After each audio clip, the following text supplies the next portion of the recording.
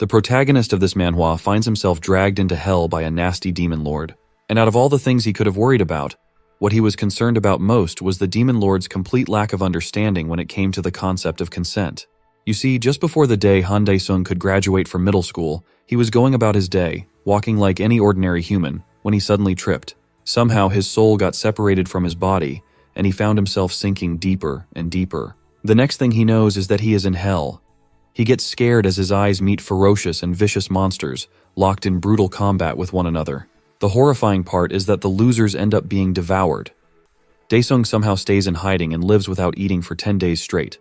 Wait, is that even possible? The strange thing about this place was the absence of any day or night cycle. When our hero finally reached his breaking point, his only option for survival was to consume the rotten, uncooked meat left behind by the monsters. Disgusting as it was his only way to stay alive. Over time, he gradually adapted to his harsh environment. He began to strike back at the monsters that saw him as prey, using mere pebbles from the ground, somehow managing to drive them away.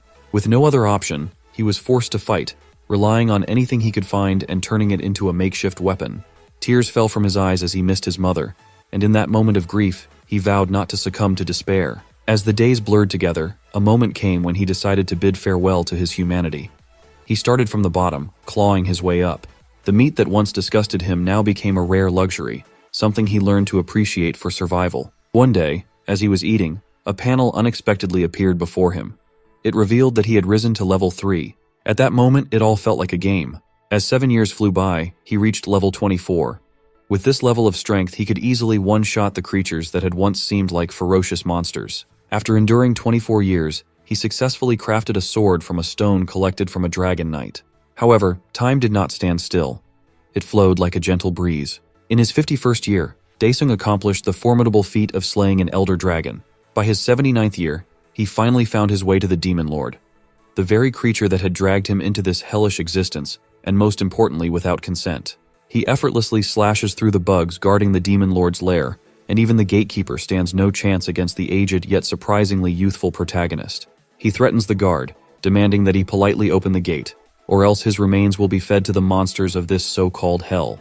However, the guard is far from cooperative and puts up a bit of a struggle. Taking the situation as a personal affront to the demon lord's honor, he goes on a rampage. As he trash talks, he suddenly feels something pierce through him, and when he looks down, he discovers a massive hole in his chest. Dae-sung, unfazed, merely remarks that this noisy guard is irritating him. Meanwhile, the floating skeleton Fireball, likely his pet, asks if he isn't worried that the demon lord will retaliate for killing his guard, and whether he really intends to take over hell.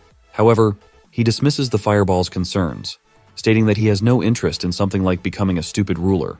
He explains that 80 years have passed since he was dragged into this place, and every monster he has faced has been remarkable, each with fascinating stories and reasons for their presence in hell. This is why he wants to confront the demon lord and ask why he brought him here. The Fireball finds his method of inquiry rather foolish and suggests there might have been a more polite way to approach the situation. It proposes that he should fall to his knees and beg for forgiveness. Yet he remains resolute, insisting that he will resort to violence in response to the suffering he endured, especially since he was brought here without any notion of consent. With that, he grasps his sword and charges toward the demon lord, only to suddenly find himself in a hospital. He panics, wondering if this is all a dream, especially since he hasn't dreamt of Earth in ages. Nearby, he sees children playing, and he realizes that, by his own physique, he appears quite weak. Unable to move his body, he convinces himself that this must be a lucid dream. Just then, his mother opens the door, trembling at the sight of her son, awakened after 30 long years. She bursts into tears and hugs him tightly, but Dae-sung feels a wave of disdain for this dream, finding it incredibly childish. To his surprise, it turns out that he actually did slay the demon lord and became the absolute ruler of this hell. When his Fireball companion asks what he plans to do next, a sudden message appears, inquiring if he wishes to return to Earth. For all those 80 years, all he had wanted was to escape this very place. Without wasting a moment, he quickly accepts the offer, and suddenly he finds himself in the hospital, having awakened from a comatose state after 30 long years. The doctor checks his eye reflexes and offers positive gestures to his mother, reassuring her that rehabilitation treatment will get her son back in shape in no time. For his mother, this is a blessing, but for Dae-sung, it feels like a curse. The thought of returning to life after wasting 30 years in bed, now in such a frail state, is utterly unacceptable to him. He becomes increasingly agitated, wondering if his entire journey to hell has been nothing more than a dream. The people nearby grow scared of him as he starts to act like a psychotic patient, overwhelmed by his frustration and confusion. He threatens the doctor not to come near him, but when the doctor advances, our hero bites him like a wild beast. Demanding to know what has happened to his body, he questions if he has been paralyzed or poisoned, desperately hoping this is just a nightmare. In his madness, he tumbles off the bed, which only deepens his mother's worry. He reflects on the 80 years of continuous struggle he endured in hell, feeling as if all of it had been wasted. Even in his darkest moments there, he had never lost hope of escaping, and now he yearns to return. Staff members are summoned immediately, grasping both of Daesung's arms to force him back onto the bed. As he peeks through the window, he sees a massive wormhole opening up in the sky. Confused and desperate, he questions his fate, wondering if his life in hell had merely been a dream he experienced while in a coma. When he refuses to calm down, the anesthesiologist uses an injection to put him to sleep. Then, as his senses return, he finds himself watching a news channel on the TV, which confirms his suspicions. The sight he had seen was indeed a gate, and a hunting team has been dispatched to clean up the monsters. The leader of the team sends reports to a man who has come to see him. The man appears shocked and overjoyed to find him awake. Still feeling confused, Daesung asks who he is, only to realize, in a flash of recognition, that this is his friend Chanho. Chanho informs him that he has been in this state for 10 years. He explains that a decade ago, while on his way home, he suddenly fell unconscious and collapsed, and since that moment, he has been lying in this hospital bed. Upon hearing 10 years, Daesung feels a mix of confusion and relief. He had thought 30 years had passed. What irritates him most, however, is the realization that he spent 80 years in hell. Chanho shares that his mother has endured a great deal, working 3 jobs to cover his hospital expenses. He encourages him to take charge of his life again, revealing that he has a job opportunity lined up for him as well. As our demon king is wheeled outside by his mother, seeking some fresh air, he feels a heavy sense of responsibility and a deep hatred for his body, which cannot even move on its own. Suddenly, 2 men appear, demanding the money his mother borrowed. She apologizes and pleads for just 1 more month, but the thugs remain unmoved. In a moment of aggression, one of the thugs slams her, threatening her with violence. Tears stream down her face as she begs them to stop humiliating her in front of her son, her voice trembling with desperation. However, the thug pays no attention to her pleas. He rolls up his sleeves and starts beating the poor woman. Witnessing his mother's suffering ignites a fierce rage within Daesung, so he starts calling them bugs and hurling insults at them. When one of the gangsters grabs him by the sleeve, his mother desperately urges him to apologize, begging the thugs to let her son go by reminding them that he is just a child. Daesung refuses to give in, adopting a hardened expression. The thug, smirking, throws him down to the ground with a forceful shove. After that, the gangster delivers a brutal beating. As he struggles to control his anger and yearns for his old body, a sudden arrival quest pops up before him in the status window. Without a moment's hesitation, he hastily accepts it, recognizing that he has little choice in the matter. The status window had been his lifeline, allowing him to endure his time in hell on his own. As soon as he acknowledges the quest, everything around him halts as if time itself has come to a standstill. The conditions of the quest unfold within the status window. He is instructed to reach a specified point within an hour, with the promise of receiving an elixir of recovery upon success. Driven by determination, he contemplates whether regaining his former strength is possible, and spots a red marker just 10 meters away. He attempts to stand, but, with a grin spreading across his face, begins crawling towards the target. The thought of complaining about something so trivial disgusts him. After all, he is the one who has already conquered hell. Crawling slower than an insect, the centimeters stretch into meters, and the meters feel like endless kilometers. At this pace, he starts doubting his ability to reach the location in time. Yet, he strives to stay composed, knowing that, in his experience, the system never assigns impossible tasks or quests. As the seconds slip by, he suddenly notices a loophole. Recalling the quest's terms, it dawns on him that the only requirement is to reach the destination, regardless of how he manages to do so. Our crawling hero grows irritated, realizing how obvious the solution had been all along. With his frail hands, he reaches for his wheelchair, moving slowly but steadily until he manages to settle into it. However, only 35 seconds remain. Undeterred, he grips the wheelchair and propels himself forward. Refusing to lose hope, he pushes onward and, against all odds, reaches the location in the final second. With the quest completed, he seizes the reward and quickly consumes it. Almost instantly, a wave of relief washes over him. His pain fades, and though only a small fraction, he begins to regain a slight bit of his former physical strength. With the completion of the quest, the time stop effect dissolves. The thugs glance around in confusion, searching for Daesung, who has seemingly vanished into thin air. Before they can begin their search, however, the police arrive, apparently having witnessed the entire incident. With no other choice, the thugs flee the scene in a hurry. Later that night, while lying in a hospital bed, the Demon Lord repeatedly attempts to summon the status window, but all efforts prove futile. He has no idea how it opened earlier. Desperate, he tries different commands like quest and missions, but in the end, he abandons the attempt. His mind fixates on the need for new quests, hoping they will help him regain his strength before the thugs reappear. Suddenly, a strange noise breaks the silence, and he finds himself floating in a place known as the Pantheon. Initially, he dismisses it as a nonsensical dream, but it quickly becomes apparent that this is no illusion. He has been summoned here to fulfill some kind of task. Without hesitation, he requests another quest, and a punching bag, though more accurately, a punching monster, materializes before him. He does as instructed, and upon completing the task, he is rewarded with a memory chip. No sooner is the quest finished than another appears, this time requiring him to run 10 kilometers.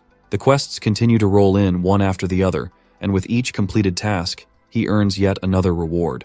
For 10 days straight, he pushes through, completing quest after quest, yet only manages to accomplish 55% of the overall implementation.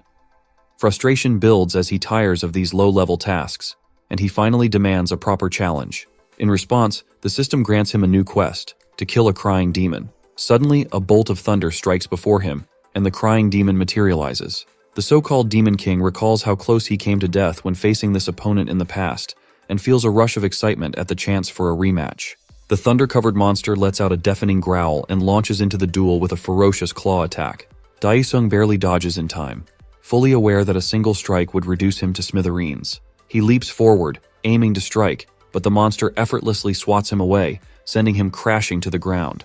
Blood spills from his mouth as he struggles to stand, the humiliation of being tossed around by a crying demon gnawing at his pride.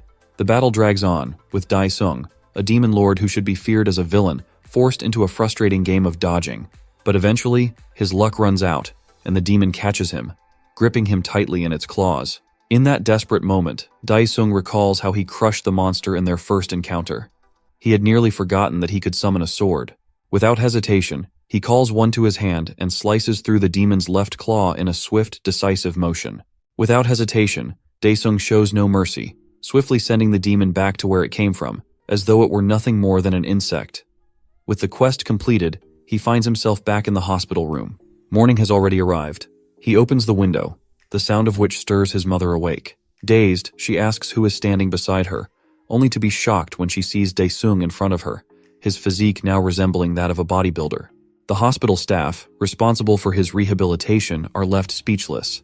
According to their expectations, his recovery should have taken at least 6 months. It's beyond comprehension for them how Daesung achieved such remarkable progress in just 15 days. His mother, still worried about her son, expresses her concern, but the doctor gently reassures her, calming her nerves by stating there is nothing to fear. Meanwhile, Daesung feels the effects of his quest, noticing a significant improvement as some of his strength returns. He stretches, glancing around the room until he spots his mother speaking to a nurse. Tears fill her eyes as she thanks the nurse, who in turn offers her comfort, acknowledging her struggle and empathizing with her situation. Seeing this, Daesung realizes just how difficult the past 10 years must have been for his mother. His heart tightens with emotion, and as he clenches his fists, he silently vows to protect her now that he has finally returned. He heads to the washroom and shouts, "Pantheon!" Instantly, his soul is drawn into the Pantheon.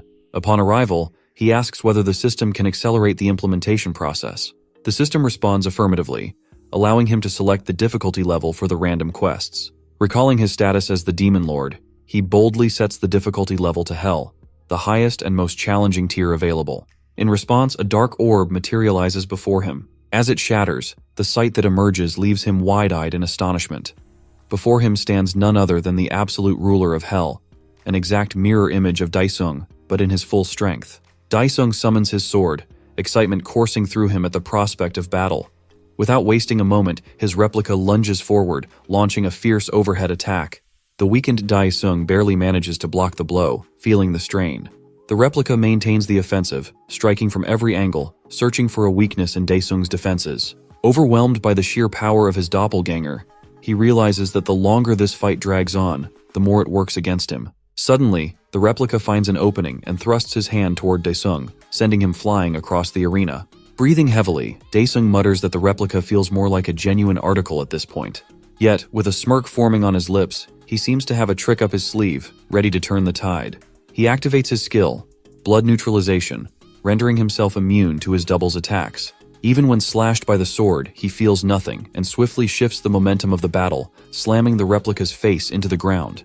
However, this advantage is short-lived. To his astonishment, the replica is not so easily bested. It too possesses the same skill.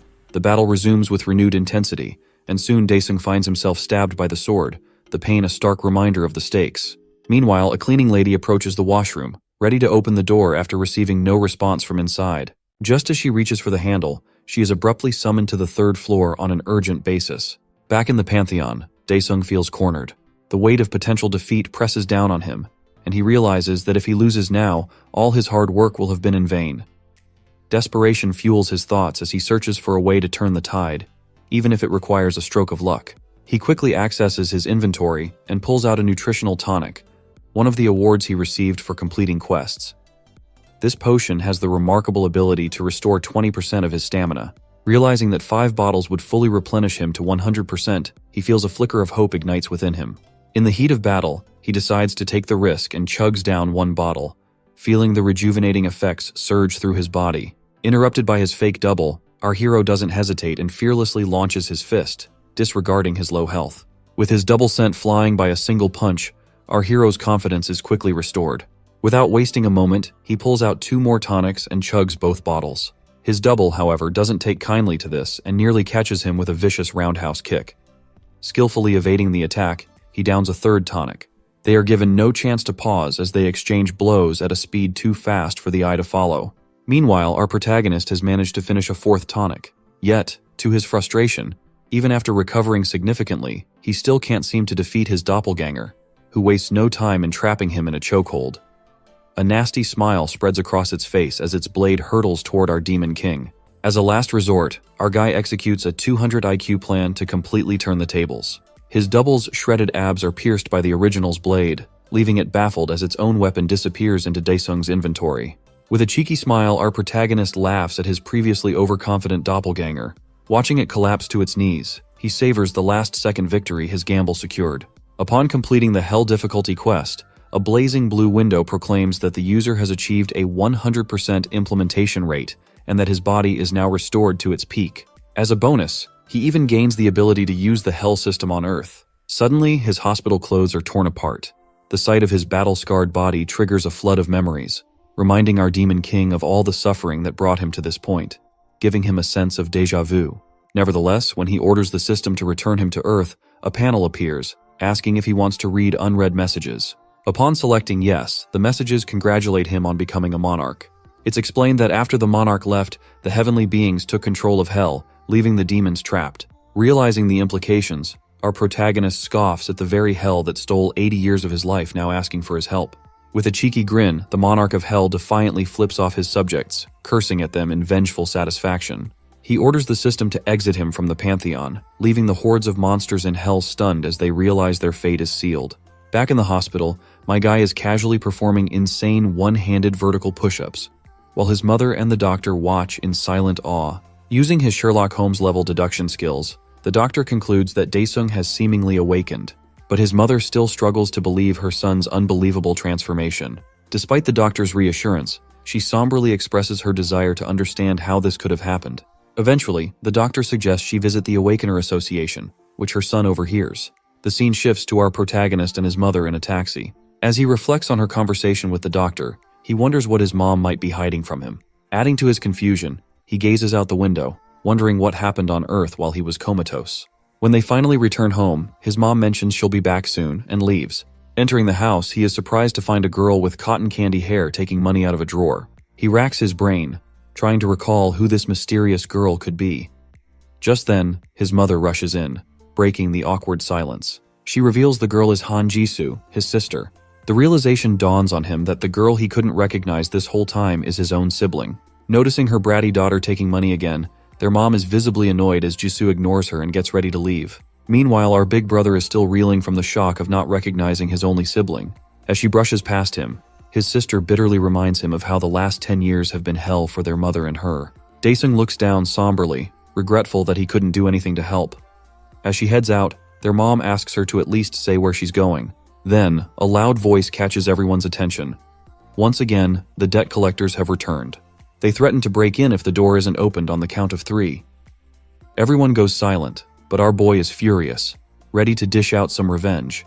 Growing tired of waiting outside, the man in the silver suit kicks their door. Mom pleads with her daughter to come back inside, but she remains fearless. The silver suit turns to the thug accompanying him, wondering if they should just break down the door. To their surprise, Jisoo steps out and complains that they're being too damn annoying.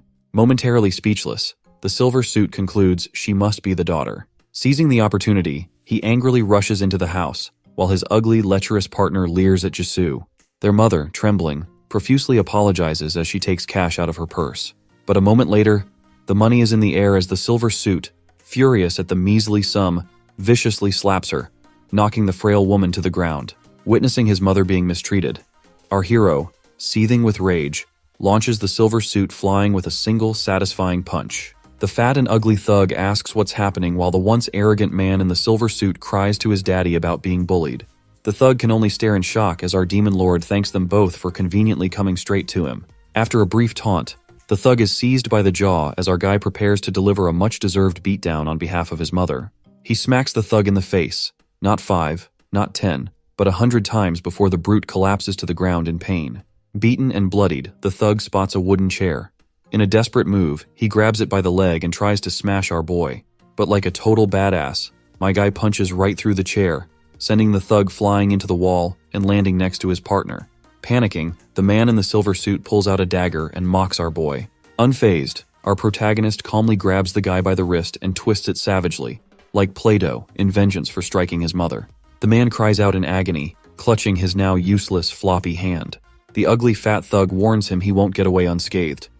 Instead, more savage than the two rascals combined, our Demon King presents a simple solution: leave no witnesses. Just as he's about to finish off the thug, he freezes at the sound of his mother's scream. She begs her son to stop, and the two debt collectors, now in tears, scramble out of the house. They stumble back to their car, discussing in disbelief how a hospitalized kid could get so strong after spending 10 years comatose. Worried about the consequences of failing their job, the silver suit anxiously asks his partner what they should do. Nursing his wounds, the ugly big guy tries to change the subject, but the silver suit quickly interrupts, having just spotted Daesung's sister. Back at home, Mom explains that after he collapsed, she had to sell the house and the store. She goes on to say that once those savings ran out, she took loans from 3 different institutions. Unlike the original amount borrowed, the interest compounded into an unpayable, sky-high debt. Curious about Jisoo, our protagonist learns that she had to drop out of school and work at a restaurant to help pay off the debt. With teary eyes, his mother reveals how his sister worked tirelessly day and night just to support him. Gritting his teeth, he laments that she shouldn't have had to leave school. His mom then explains that, despite Jisoo's efforts, she wasn't earning enough and has been going somewhere unknown for the past few months. Heartbroken at his family's suffering, our guy wishes they had left him to die, but his mother gently reassures him. The somber silence that follows is interrupted by a phone call. Seeing that it's the debt collector, our boy tells her to hand it over. Frustrated, he mocks them, but his pupils widen in shock as he hears the bad news. The scene shifts to his sister, bound and duct-taped. The ugly thug shoves her head as he's on a call with our protagonist, threatening him to collect $100 million in 24 hours if he wants his sister to be okay. Furious, our boy grips the phone tightly. When Mom asks what's wrong, he simply tells her he'll be back after a while. His mother warns him against hurting or killing anyone, insisting his life will be over if he does. But the monarch knows that killing them won't solve anything, unlike in hell. To his surprise, just as he mentions the word hell, a fiery panel appears. Reassuring his mom that he won't commit any crimes, our protagonist accepts the offer to obtain a basic skill. Presented with 4 options, he contemplates which choice would be best, but ultimately concludes that none of them is noteworthy. Meanwhile, the gangsters continue moving Daesung's sobbing sister. As they ride up in an elevator, the ugly thug reminds her of her role as a hostage. Suddenly, sparks fly and the lights go out, bringing the elevator to a halt. Noticing sparks near his feet, the fat guy is taken aback as our protagonist magically flashes into existence. He sarcastically comments that he's come to deliver the money. It turns out our hero picked the Shadow Wraith skill, allowing him to summon a wraith that takes on his form once it has the target's blood. Now that it has located its target, the wraith bashes the silver suit's head into the metallic wall, Meanwhile, the ugly guy panics, realizing Daesung has been a hidden awakener all along, shocking his sister in the process. Yet the wraith feigns ignorance.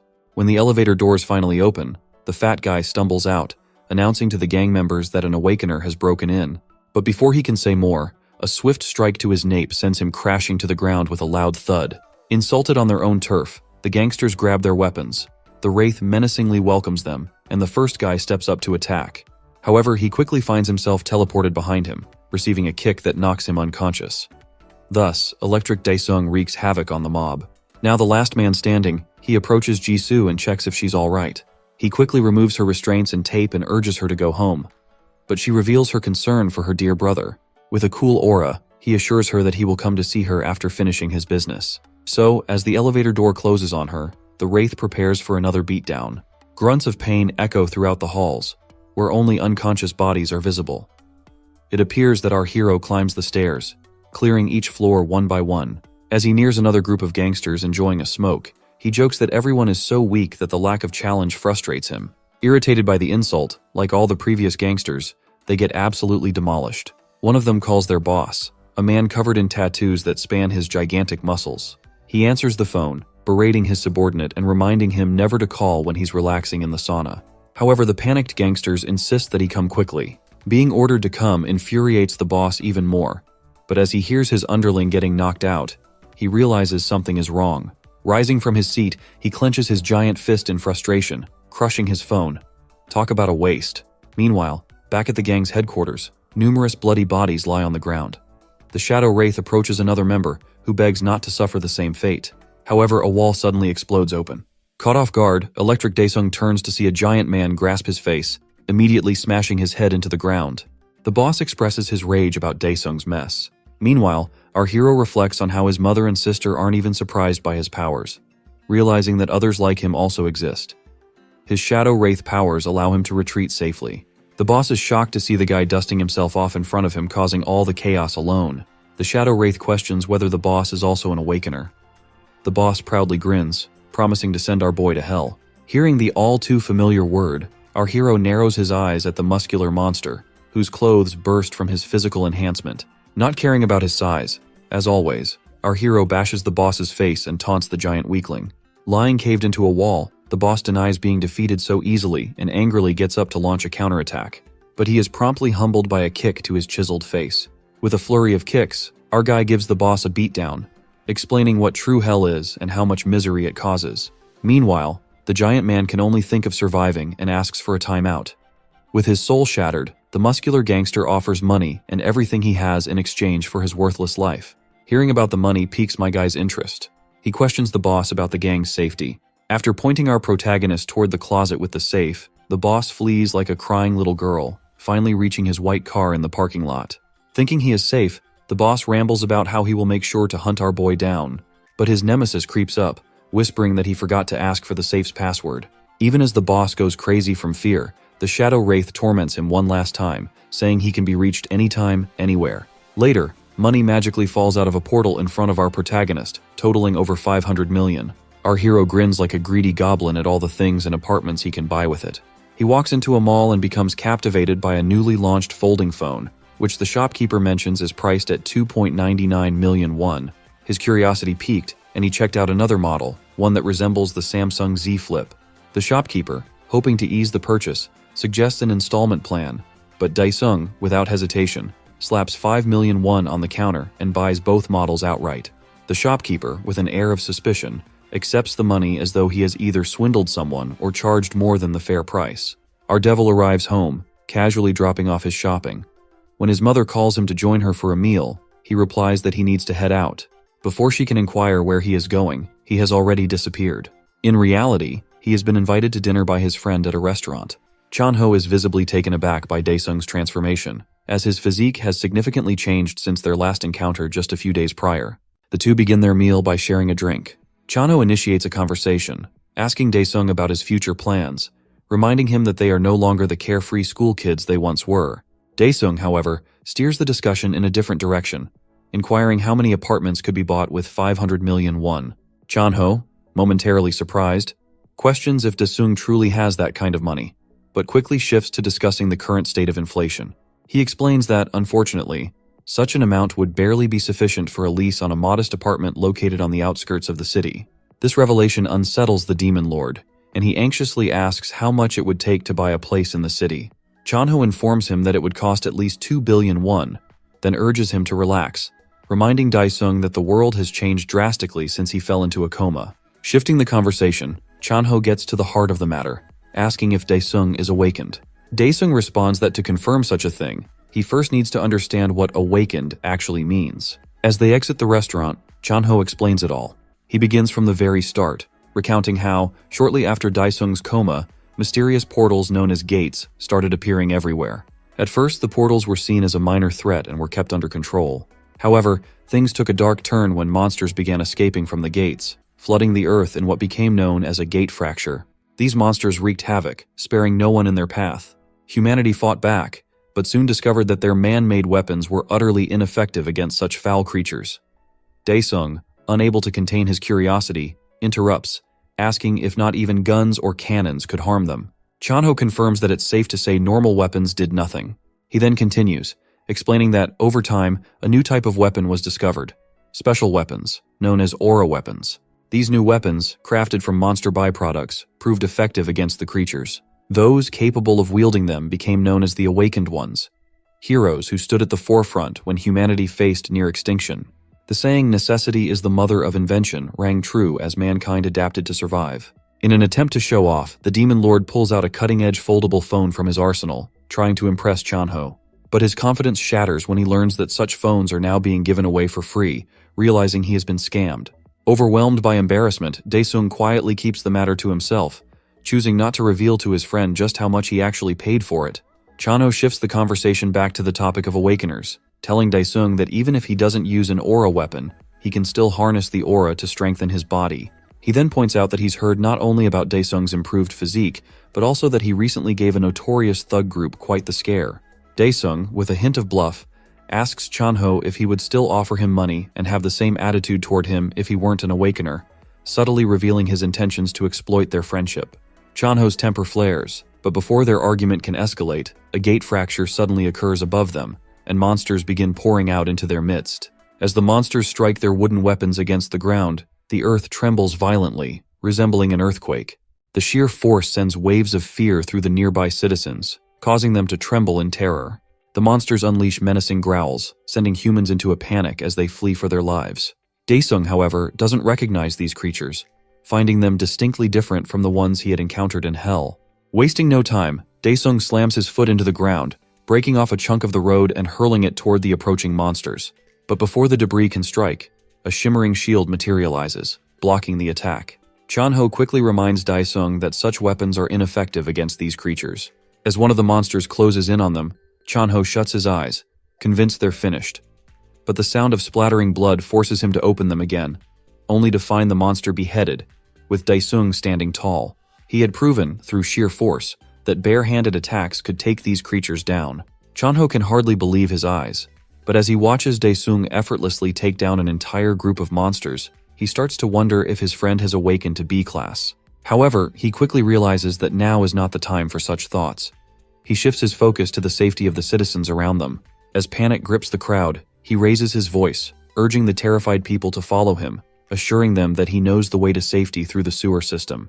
Just as the people begin to react, they find themselves encircled by the monsters. A little girl, gripped by fear, starts to cry, and just as she seems about to be attacked, Chanho leaps into action, saving her life at the last moment. Seizing the opportunity, Daesung steps in to dispatch the monster. With a smirk, he mocks Chanho for getting in his way and urges him to find a place to hide, reminding him that he is still exposed in the open. Taking charge, Chanho swiftly leads the effort to help the public evacuate to safety. Meanwhile, a young vlogger seizes the moment, starting a live stream of Daesung as he fights the monsters single-handedly. The public watches, captivated by the live stream, cheering for Daesung's bravery. Suddenly, the vlogger yells out, telling Daesung to look behind him. However, it's too late. The demon lord gets slammed against a car by one of the monsters, the impact reverberating through the chaos.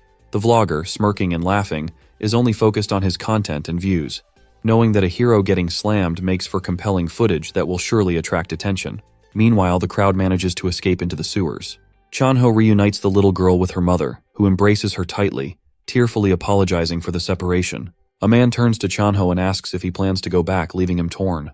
He grapples with the decision, aware that his friend is still out there, fighting against the monsters. The scene shifts back to Daesung, who finds himself cornered by the monsters. One of them wears a smirk, poised to strike, and the vlogger kid covers his eyes, believing the hero is finished. To both the vloggers and the monster's astonishment, Daesung dodges the attack with agility. He then addresses the monster, thanking it for inadvertently helping him restore a fraction of his mana. In return, he offers the creature a painless death, his voice calm and authoritative. The demon lord shows no mercy as he engages with the monsters, dispatching them with precision. Meanwhile, the viewers of the livestream flood the comments, complaining about the poor image quality and urging the vlogger to move in closer for a better view. Among the viewers, one named Slayer donated 5 million won, promising another 5 million if the vlogger could capture a clear shot of Daesung fighting the monsters. The excitement builds as the stakes rise, both for the vlogger and the heroic demon lord. Hearing about the 5 million won donation sends chills down the vlogger's spine. He feels excitement, but his cowardice keeps him from getting anywhere near the action. Meanwhile, Daesung continues beheading the monsters with powerful punches, quickly realizing that this relentless fighting consumes a significant amount of his mana. Another viewer comments, offering extra money for a clear picture and requesting the vlogger's email. Overwhelmed by the influx of sponsorship notifications, the vlogger experiences a mix of excitement and anxiety, torn between his desire for fame and the fear of what lies before him. The vlogger receives another donation of 20 million won from a viewer who demands detailed information about the hero battling the monsters, promising even more money in return. The scene shifts to several viewers of the livestream, who are engaged in a bidding war over Daesung. These individuals, clearly hotshot clan leaders, find him both amusing and impressively strong. Their interest in Daesung grows as they witness his prowess, contemplating how they might leverage his abilities for their own gains. On the other side, Daesung has dispatched so many monsters that the remaining ones now tremble in fear of him. However, one creature, presumably their leader, kills one of its minions, showing no signs of fear as it prepares to confront Daesung. Meanwhile, the vlogger's greed for money has grown to the point where he is now willing to take risks for this once-in-a-lifetime opportunity. Just as he gathers the courage to close in for a better shot, Chanho suddenly appears, scaring the life out of him as he demands to know why he hasn't evacuated yet. The unexpected encounter causes the vlogger's phone to drop, and his viewers erupt in the comments, calling him a loser and a chicken for his cowardice. Chanho drags the vlogger toward the safety of a nearby building, but the kid resists, consumed by thoughts of money and views. As he is forcefully pulled along, a monster approaches, slamming its foot down on his phone, crushing it. In shock, the vlogger loses consciousness. But before any further harm can come to them, Daesung intervenes, beheading the monster in a swift motion. As the remaining monsters are dispatched, Daesung turns to Chanho, inquiring why his friend returned despite the danger. Chanho expresses his concern, admitting that he grew worried sick about Daesung. In response, Daesung asks if his friend can wait for about 20 minutes, explaining that he needs to visit a specific place. Chanho reassures him not to worry, mentioning that the clans will be arriving soon. Seeing his friend's cluelessness, Daesung promises to fill him in later. He quickly enters the Pantheon, and Chanho watches in confusion as Daesung opens a gate. He is left wondering how Daesung can open a gate himself and what has happened to him since they last met. Entering the Pantheon, our Demon King scoffs, clearly irritated by the condition of his body after such a minor battle. A panel emerges, revealing that his mana reserves sit at a mere 10%. Unhappy with his pitiful mana levels, he searches for a way to rapidly restore them. He soon learns that to regain his strength, he must relive the experiences recorded in his journal, with rewards mirroring the trials he overcomes. A wave of déjà vu washes over him as memories of the journal that kept him sane during his time in hell resurface. Without a second thought, he agrees to the trial. In an instant, a journal materializes before him. Massive gusts of energy explode from the book, signaling the beginning of the challenge. Memories of his suffering rush back into our hero's mind. As the journal releases its contents, it bursts into flames, leaving behind a bitter aftertaste from the painful recollections. With a fierce resolve to finally increase his mana, the ruler of hell commands the recreation of page 16, detailing 5 agonizing years in hell. Meanwhile, back on Earth, Chanho escorts the vlogger kid, who awkwardly attempts to fish for details about their hero from his rescuer. In a clumsy move, the kid casually questions where the badass monster fighter has disappeared. Unfazed, Chanho casts a scornful glance at the spineless kid, wondering aloud why anyone would offer 20 million just for a photo of his friend's face. Unimpressed with the answer, the kid pretends ignorance, but their conversation is abruptly cut short by a deafening sound that rattles them both. Chanho calmly instructs the kid to follow him in silence toward the gathering evacuees. Feeling his phone vibrate, Chanho reads a message from his leader, informing him that due to it being the weekend, reinforcements will be delayed, urging him to escape as quickly as possible. Distressed by the news, Chanho can only hope his demon-hunting best friend returns soon, before it's too late. Meanwhile, in another dimension, our hero finds himself reliving his time in the forest of predators. Gentle winds brush past him, yet he grows uneasy with the eerie silence surrounding him. A panel appears, announcing his task: subjugate 10 white colossi, the divine beings of the forest. Clueless, the innocent demon king wonders where his foes could be, oblivious to the massive shadow looming overhead. The robot locks onto its target, its eyes glowing with a menacing crimson hue before unleashing a dazzling energy beam. Sensing the danger just in time, our hero narrowly evades the attack, barely avoiding being incinerated. Through the blinding fog, our demon king spots the white colossus Righteous, a machine with a face only a mother could love, if it even had one. As he sizes up this so-called divine creation, its hand suddenly hurtles toward him, cutting through the air like a drill. Unimpressed, he responds with a counterattack, his fist slamming into the automaton's tough metallic face. Absorbing the impact of our demon king's destructive blow, the colossal robot stumbles back. In a final desperate move, its fingers extend like sharp blades, encircling him. But he dodges the projectiles with ease and lands a powerful punch directly on its abdomen. The sheer force of the strike tears the divine machine apart from top to bottom, leaving nothing but scraps and smoke in his path. As he pauses, waiting for the next challenger, his eyes are drawn to a strange red core lying amidst the debris.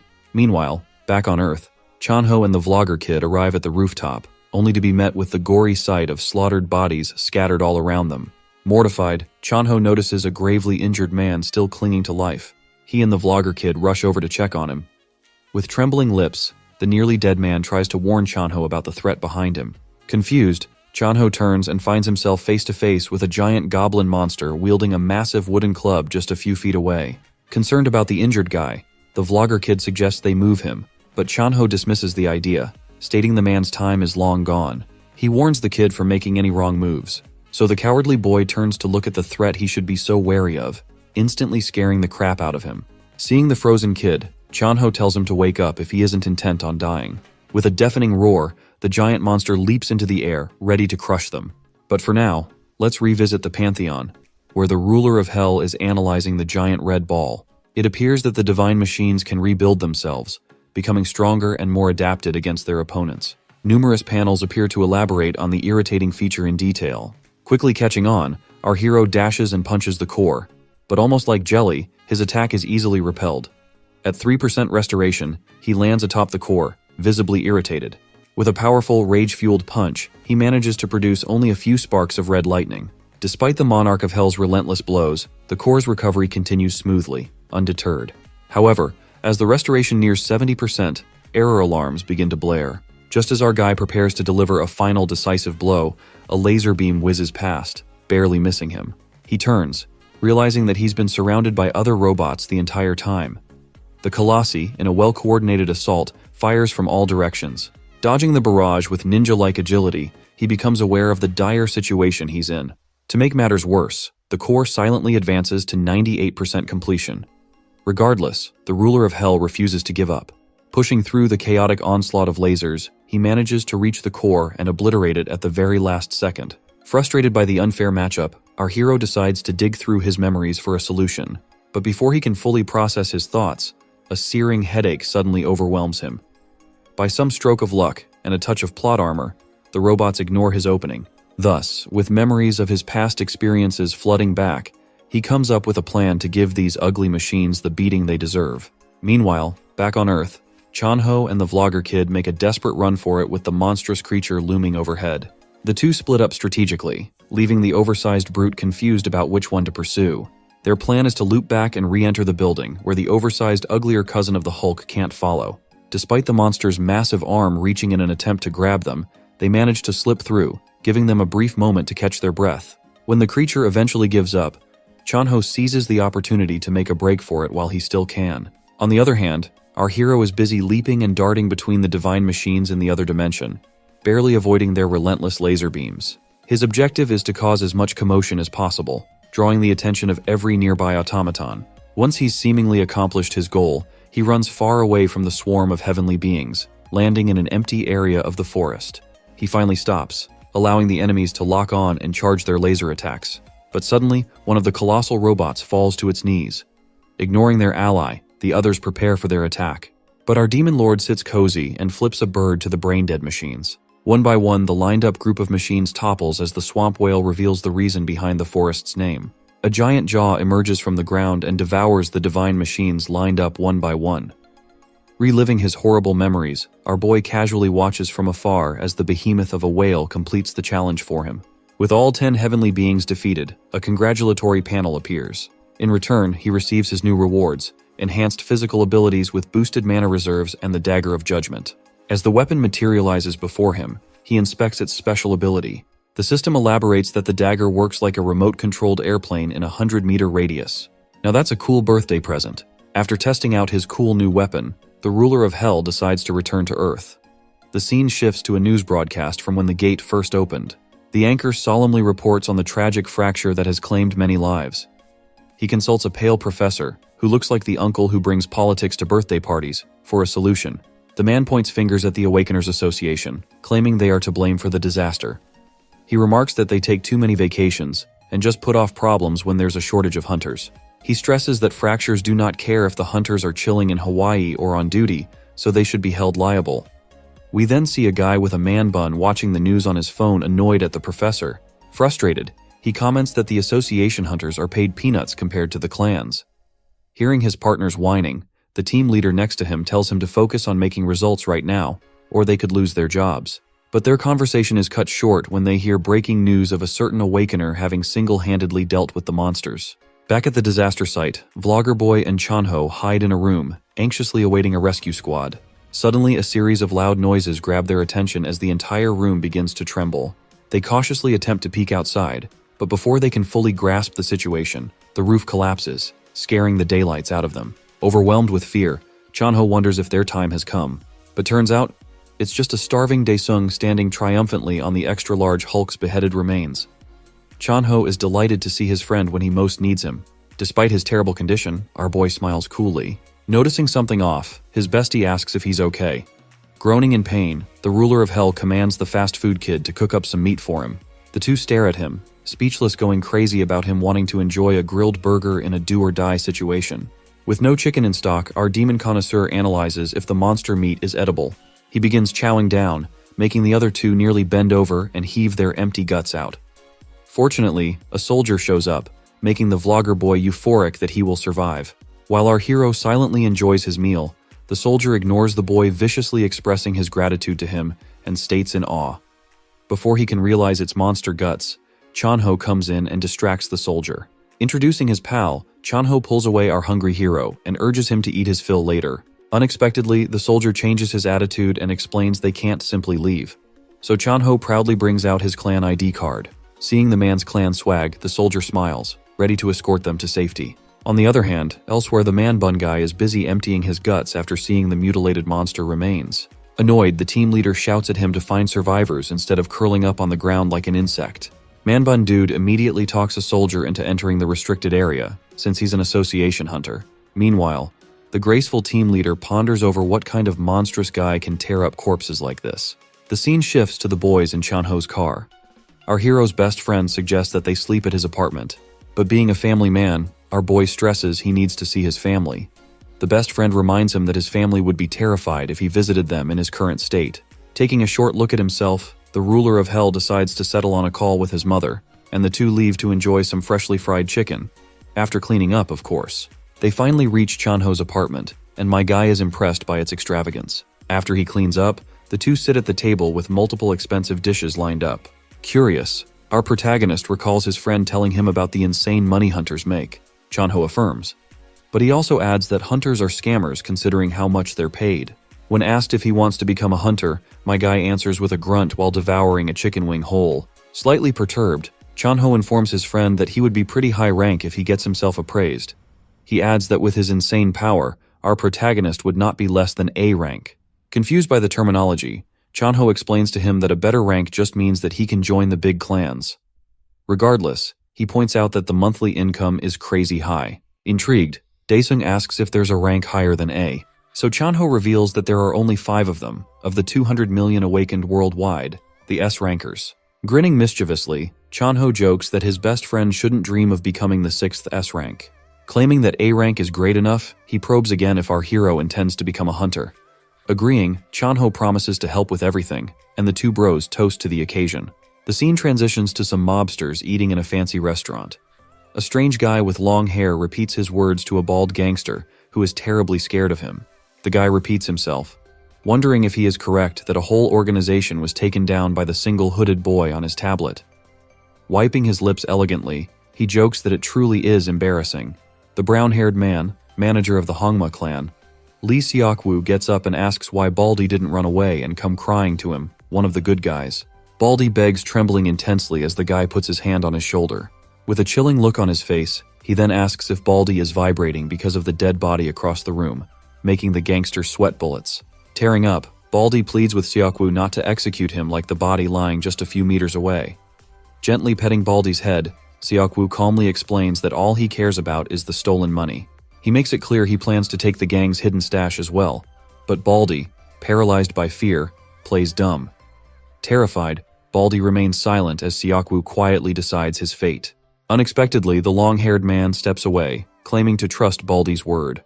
But of course, mere moments after expressing gratitude for the information, the evenly shaved bald head in Seok-woo's hand explodes. Seok-woo barely acknowledges the gushing fountain of blood as he casually picks up his tablet. Showing a picture of Dae-sung, he orders a woman lurking in the shadows to hunt down the culprit neatly. Meanwhile, our boy finally visits the Hunters Association. Chanho advises him to enter the awakening test. But when our guy brushes him off, Chanho reminds him to speak formally unless he wants to look like an outcast. Nervous like a dad waiting for his kid's test results, Chanho requests that he text him the outcome once it's done. Approaching the front gate, our boy surveys the odd crowd of weirdos who've also come to apply. Focused on the paycheck, he brushes off his peers and heads straight into lab number 3. After securing a spot in the waiting line, he checks his phone and sees a message from his mother, asking when he'll be coming home. Not wanting to worry her, he responds that he'll take a shower and be home. Very slowly. Like all moms, she also asks if he's eating well, making our boy smile and look forward to heading home even more. His wholesome moment is cut short when a clerk informs him that it's his turn. With that, a delusional old man starts whining that he's awakened. Despite the employee's reassurances that the meter is functioning properly, the old man refuses to stop his loud complaints. He goes on to claim that losing his hair overnight is proof of his awakening, causing everyone, previously annoyed, to burst into laughter. The stubborn man declares he won't budge until his complaint is acknowledged. Growing tired of the wait, my guy grabs the man's shiny scalp and silences him with an overwhelming aura. Even then, the old man persists, insisting the meter really is broken. So the gracious Demon King gives him the benefit of the doubt, and a hunter offers to check it personally. As he hovers his hand on the orb, it sparks and turns green, showing that he is a C rank. Embarrassingly shut down, the old man sweats profusely. The clerk lady gladly shows the geezer his way out. Clearly shown to be a moron, the old man keeps whining in denial and makes our boy cringe. Finally, his turn arrives. The clerk lady gossips to her colleague about our hero perhaps being the top rank of the day, since she saw his terrifying aura, but he just dismisses her with a bonk on the head. So with the full support of the cute clerk lady, our hero approaches the manometer. A sudden chaos unfolds at the Korean Hunter Association, with commotion erupting all around.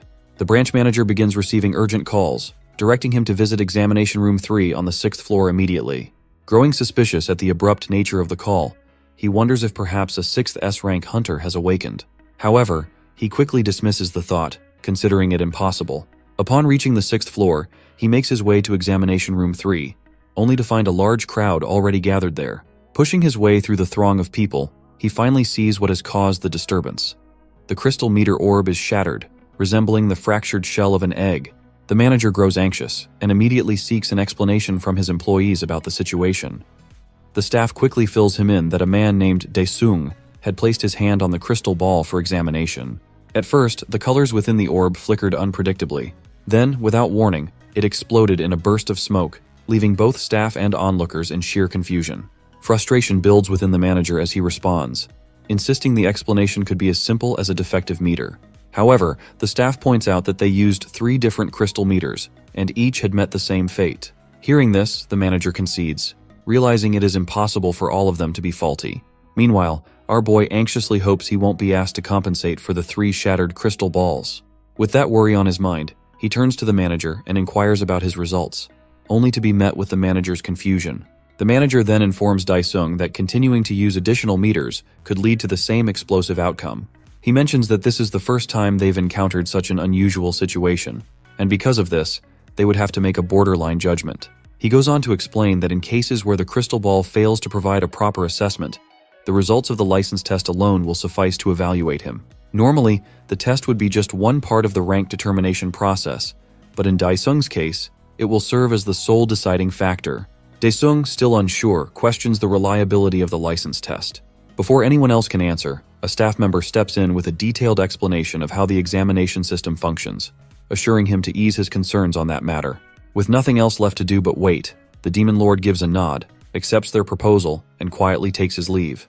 The branch manager finds the entire situation troubling, still trying to make sense of what transpired. Meanwhile, the clerk, who had earlier discussed the crystal ball's mechanism, suggests a theory. She proposes that the crystal ball might be incapable of measuring power beyond a certain threshold. The manager, growing more curious, asks if she's implying that Daesung could be at a triple S rank. To this, the clerk nods in agreement. However, her colleague quickly mocks the notion, pointing out that while anything is possible in this unpredictable world, he seriously doubts the idea of Daesung reaching a triple S rank.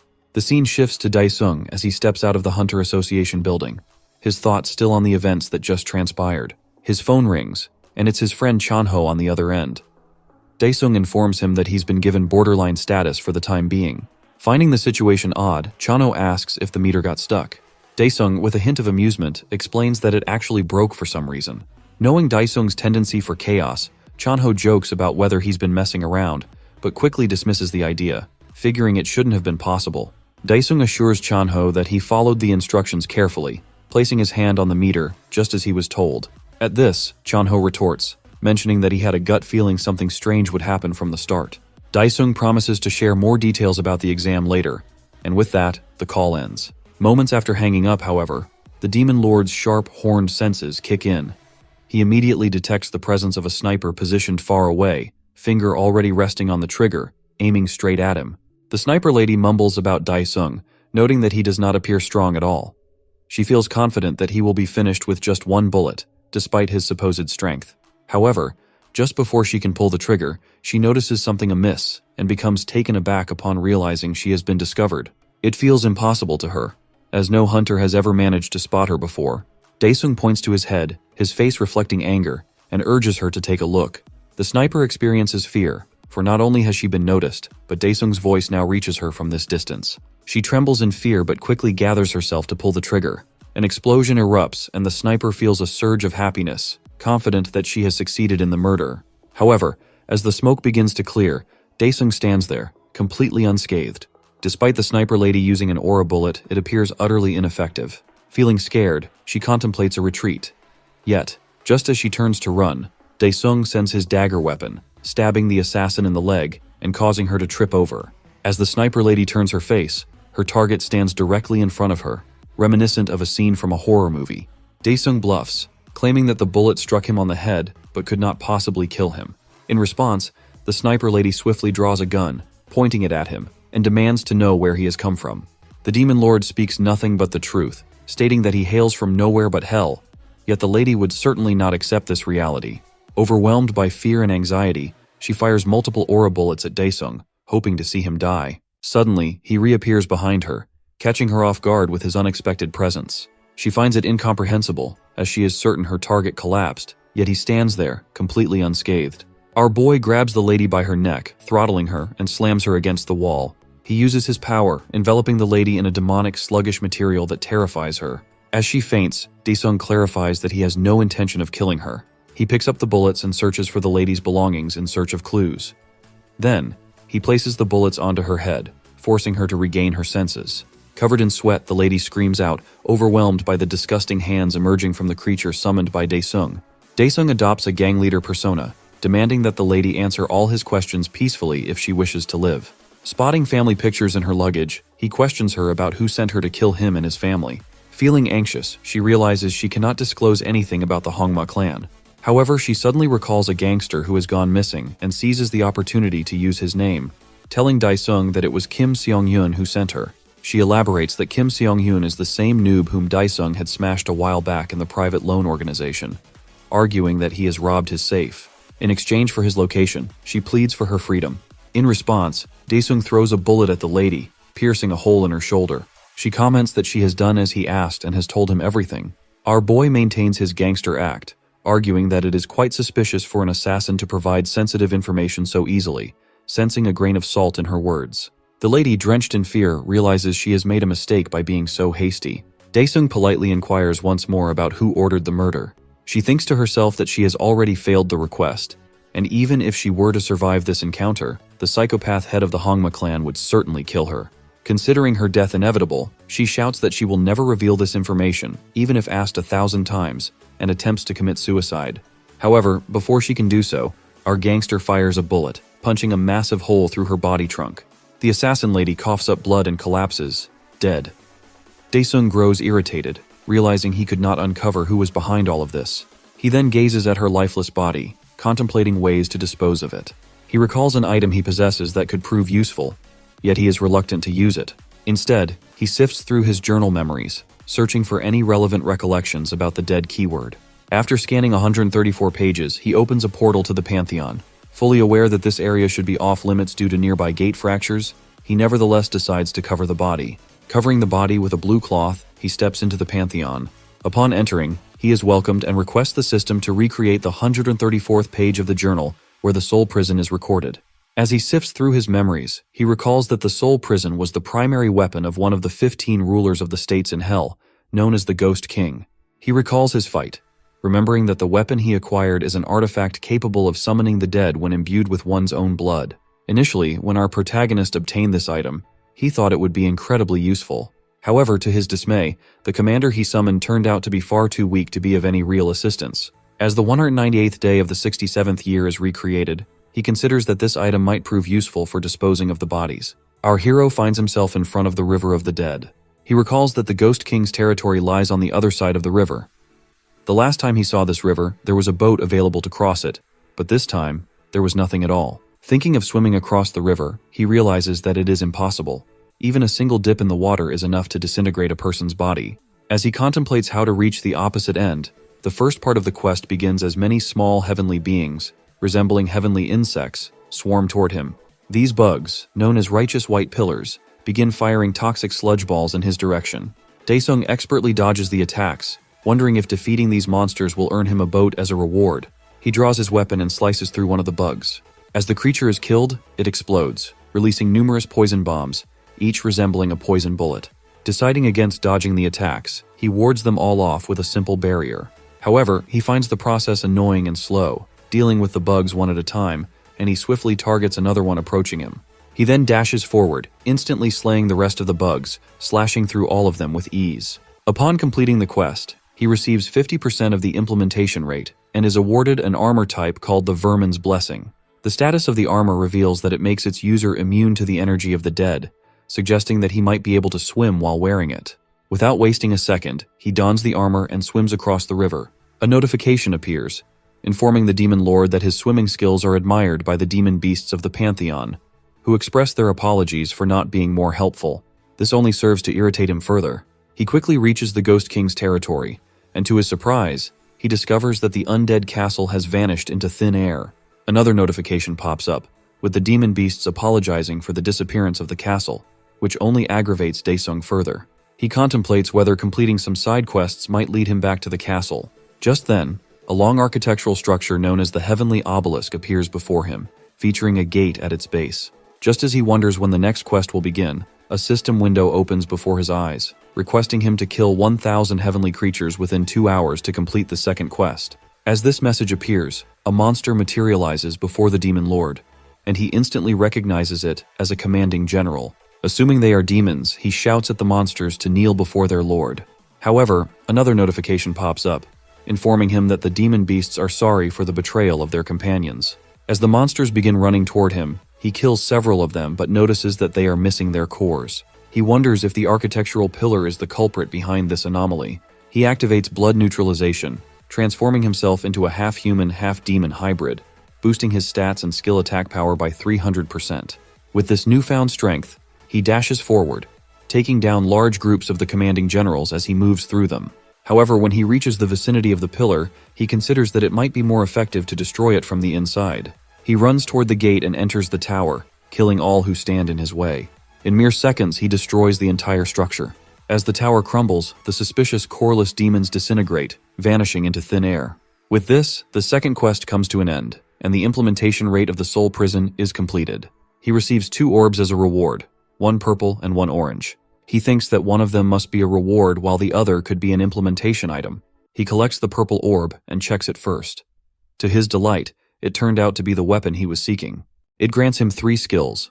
The first allows him to imprison a dead target, the second enables him to resurrect it, and the third lets him peek into its memory.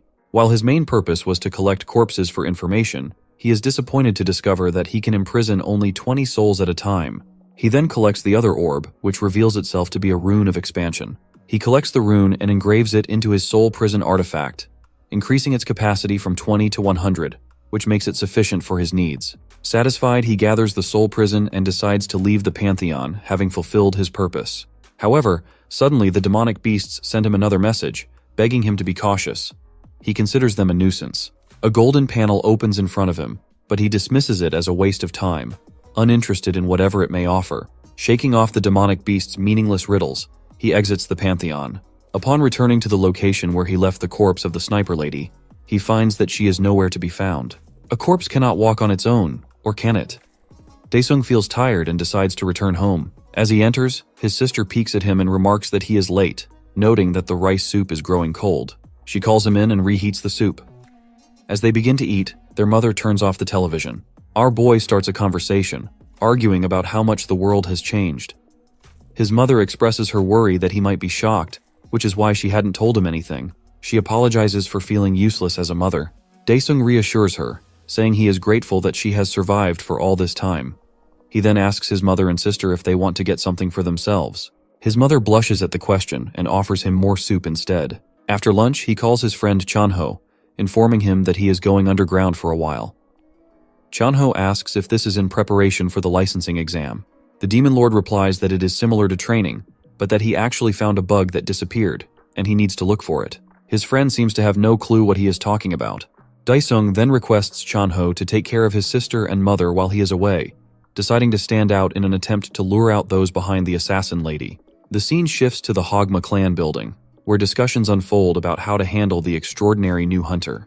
Upon hearing of the slaughter of the B-rank assassin lady, Seokwoo suggests forgetting about him. With a villainous smile, he proposes sabotaging the ranking test instead. In saying this, he turns to Jin Cheol, the rank A punk in a water tank, and inquires if he is ready. Claiming he was born ready, a scientist prepares to infuse him with a mysterious serum. Smiling sadistically, Seokwoo warns the A-ranker of the mind-breaking pain he will experience. Confidently, the guy responds that he has been prepared ever since he joined. Receiving the green light from Seokwoo, the mad scientist initiates the process. Bubbles start bursting in the water, causing Jincheol's veins to bulge through the diving suit.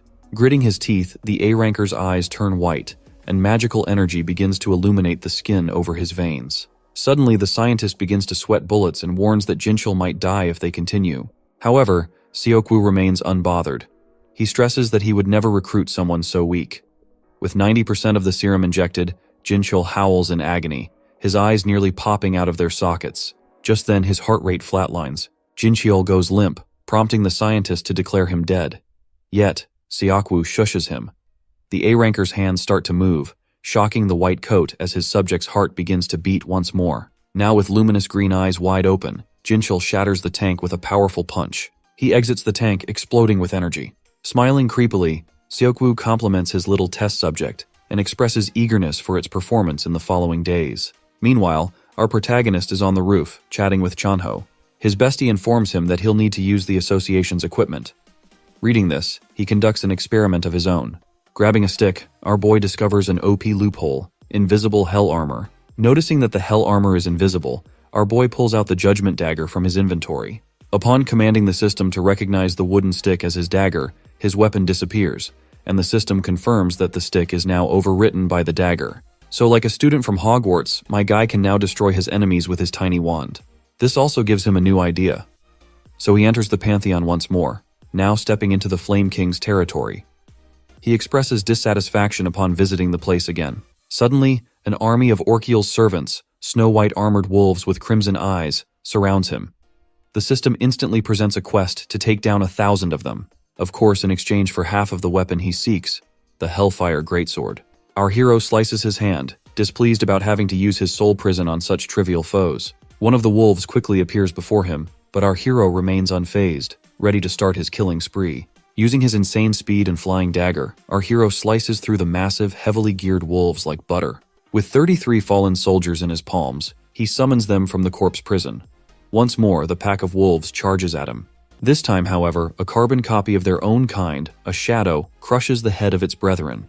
The army of Orchiel's minions freezes in confusion as exact replicas of them emerge from the ground. With a command from their master, the shadow army rushes in his stead. The two sides clash in a bloody battle while the ruler of hell casually pulls out a smoke. However, he quickly coughs it out, perplexed by how Chanho could enjoy such a crappy thing. Soon, one of the enemies tears through his minion army and approaches our demon king. To the assailant's surprise, the shadow's arms catch it from behind as it regenerates. The ruler of hell relishes the moment, watching his fearless, undying minions do the work for him. Yet, tired of the slow progress, he realizes there is another quest standing between him and the weapon. A fiery aura surrounds our boy as he kicks the ground, shooting into the sky like a firework. Deeming the enemies unworthy of wasting even 2 hours on, he decides to annihilate them in an instant. A devilish smile spreads across his face as he plunges back to Earth at breakneck speed. A blinding golden comet descends onto the desert plains, unleashing its shockwave with a gigantic explosion that wipes out all monsters in sight. The scene shifts to Soul Clan HQ, where a samurai lady, Shin Cho-young, practices her skills by slicing up a purple dummy-like monster. As the holographic simulation finishes, two men observing from a glass window gauge her abilities. The Soul Clan's leader, Huang Junyoung, remarks that she's built some dangerous habits. The department head comments that they can improve that flaw since they have 10 days. So the clan leader orders him to increase the difficulty of her simulations faster, since they have to beat the Hongma clan's mad dog. Adjusting his glasses, the department head asks if the leader is referring to Jincheol. The leader states that Cho-young would be unbeatable if not for the Hongma clan's ace. Enraged, he curses the clan for their dirty tactics. The department head attempts to cool him down by reminding him of a past ban, but Junyoung insists that the Hongma, as always, will also play dirty in the upcoming competition. The department head states the obvious, noting that the stage is ultimately set for the top two, Cho-young and Jincheol. However, the astute clan leader suggests that this only holds true if there is not another monstrous underdog yet to be revealed. Meanwhile, our hero receives messages of gratitude from the demons, fast approaching the end of his quest. Annoyed by the notifications while smoking atop the corpses of his enemies, he complains that there should be a mute button. Hearing one of the nearly dead wolves growl, he tells it to shut up while he's smoking, ending its life with a stab. This death marks his 1,000th kill and grants him half of the Hellfire Greatsword. The souls of his enemies begin gathering into an orb before him, forming a special item. Reading that he must offer it to an altar, the demon lord is displeased having to search for it like a peasant. However, as soon as he collects the soul stone, a giant structure emerges from the ground before him, making his job easier. Thus, the second quest for the Great Sword begins. The ruler of hell must now offer the soul stone and be recognized by the guardian serpent. Wasting no time, he places it into a sacrificial bowl. Suddenly, a gargantuan snake is summoned. Narrowing his eyes, our boy starts the fight doing an epic stare-down with the serpent behemoth. A panel appears before him revealing the victory condition to answer the serpent's questions. Puzzled, the Demon King scoffs at having to do a quiz of all things. He gives up and commands the snake to ask him a question. But what the guardian serpent utters sounds more incoherent than Chinese rap music at double speed. My guy sighs in frustration. Furious, he shoots his dagger straight into its eye, making the beats howl in pain.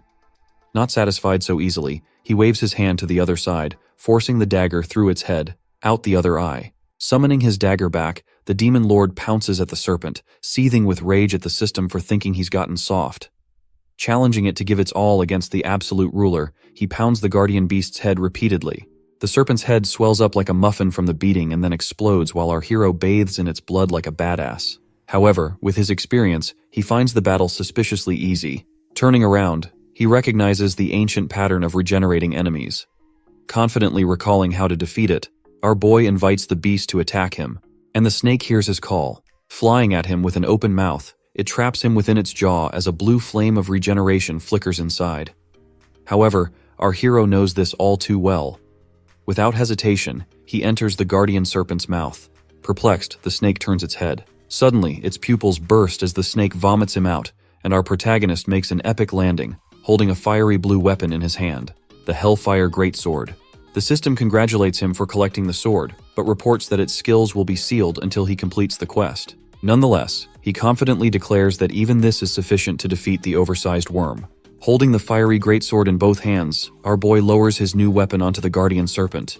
Its blazing energy travels along the beast's entire body, from head to tail, until the body is sliced cleanly into two halves. The quest reaches its conclusion. The snake can't hear the answer if it isn't alive. Gripping the fully active greatsword tightly, our demon king wears a mad grin, eagerly anticipating what comes next. A panel materializes, announcing the trial of scorching fire. He must endure a full 10 days of burning agony once again to completely unlock the legendary armament, or so it seems. The flames engulf him, yet my guy maintains a cool demeanor. He commands the sword to quiet down and stop burning its rightful owner. However, the timer keeps ticking. With an attitude even more fiery than the sword, he demands the Flame King to come to his senses, and the timer promptly hits 0. The sword responds to its master and begs for forgiveness. This calms our hero's temper, allowing him to greet his old partner. Since all the demons were cast away to the ultimate destination of souls in hell, chaos ensues after his departure. Our hero feels relieved to have found his weapon without needing to visit that decrepit place. The demon sword proclaims that it has been waiting for the ruler to return, making him wonder if his old partner resents him. But the Flame King humbly says that it does not despise him for leaving, but rather the aftermath of it. Confused, the monarch of hell asks it to elaborate. The demon sword explains that hell was invaded by heavenly beings, who took advantage of the demon's powerlessness in the absence of their ruler. Thus they sealed all of hell, banishing all demon folk into the pandemonium. The Flame King pleads with its owner that it reluctantly got swallowed by the snake and avoided banishment like its brethren. Thus it patiently awaited the arrival of its lord and savior. The sword humbly asks his reason for returning. My guy promises to share its purpose when the time arrives. Changing the subject, he asks his demon sword if it recognizes the orb of energy dropped by the guardian serpent. So the Flame King warns him. The Flame King recalls sensing the same mysterious energy from the heavenly beings that invaded hell. Slightly unnerved, the ruler of hell casually raises his hand, absorbing the orb with the confidence that the system won't deceive him with a fake reward. Successfully collecting it, a panel appears, stating that one more is required to gain access to a currently hidden area. When asked if he plans to return to Earth, he remarks that there are still more rewards for him to claim. Meanwhile, back on Earth, an employee in the Soul Clan is chatting with Chanho about the viral massacre video, forcing him to awkwardly conceal his friend's identity. To his surprise, the director appears and invites him for a private conversation. Chanho humbly asks why he has been singled out. The handsome director simply responds that he wants to enjoy a smoke together. Now on the rooftop, sharing a cigarette, the director questions whether Chanho was truly at the center of the massacre. Chanho quickly realizes that the director is assessing whether he can recruit the infamous awakened individual. Not wanting to expose his friend, Chanho claims that there's nothing significant to report. The director, looking philosophical, expresses his determination to recruit our boy, no matter the cost. Chanho awkwardly smiles, feigning ignorance, and steers the conversation toward the guild's ace, Cho-young. At this, the director suddenly falls silent. When Chanho gently prompts him again, the man reveals that she has been pushing herself worryingly hard. 7 days before Daesung's licensing test, Cho-young is seen training in her most challenging simulation yet at the Soul Clan HQ. The B-rank samurai lady instantly slices her practice dummies before they appear. But surrounded by more than she can handle, she gets overwhelmed. This allows another dummy to bite her shoulder off, so the leader immediately terminates the simulation. Startled, Cho-young begs him to wait and give her a chance. But as the enemies vanish, she turns to face the clan leader, who calls her over to discuss her performance. Frustrated, Cho-young exclaims that she would have done better if given the chance. With a calm demeanor, Jun-young points out that she's putting herself under too much pressure. Cho-young, in response, complains that he has always encouraged her to push for what she wants, even if it means enduring hardship. Maintaining his cool, the clan leader clarifies that this advice applies strictly to physical training. Cho-young, with a hint of sarcasm, remarks that she understands her body's limits better than he does, and insists she hasn't overdone it. Jun-young, now turning sarcastic himself, asks if she really believes she knows herself better than an AI.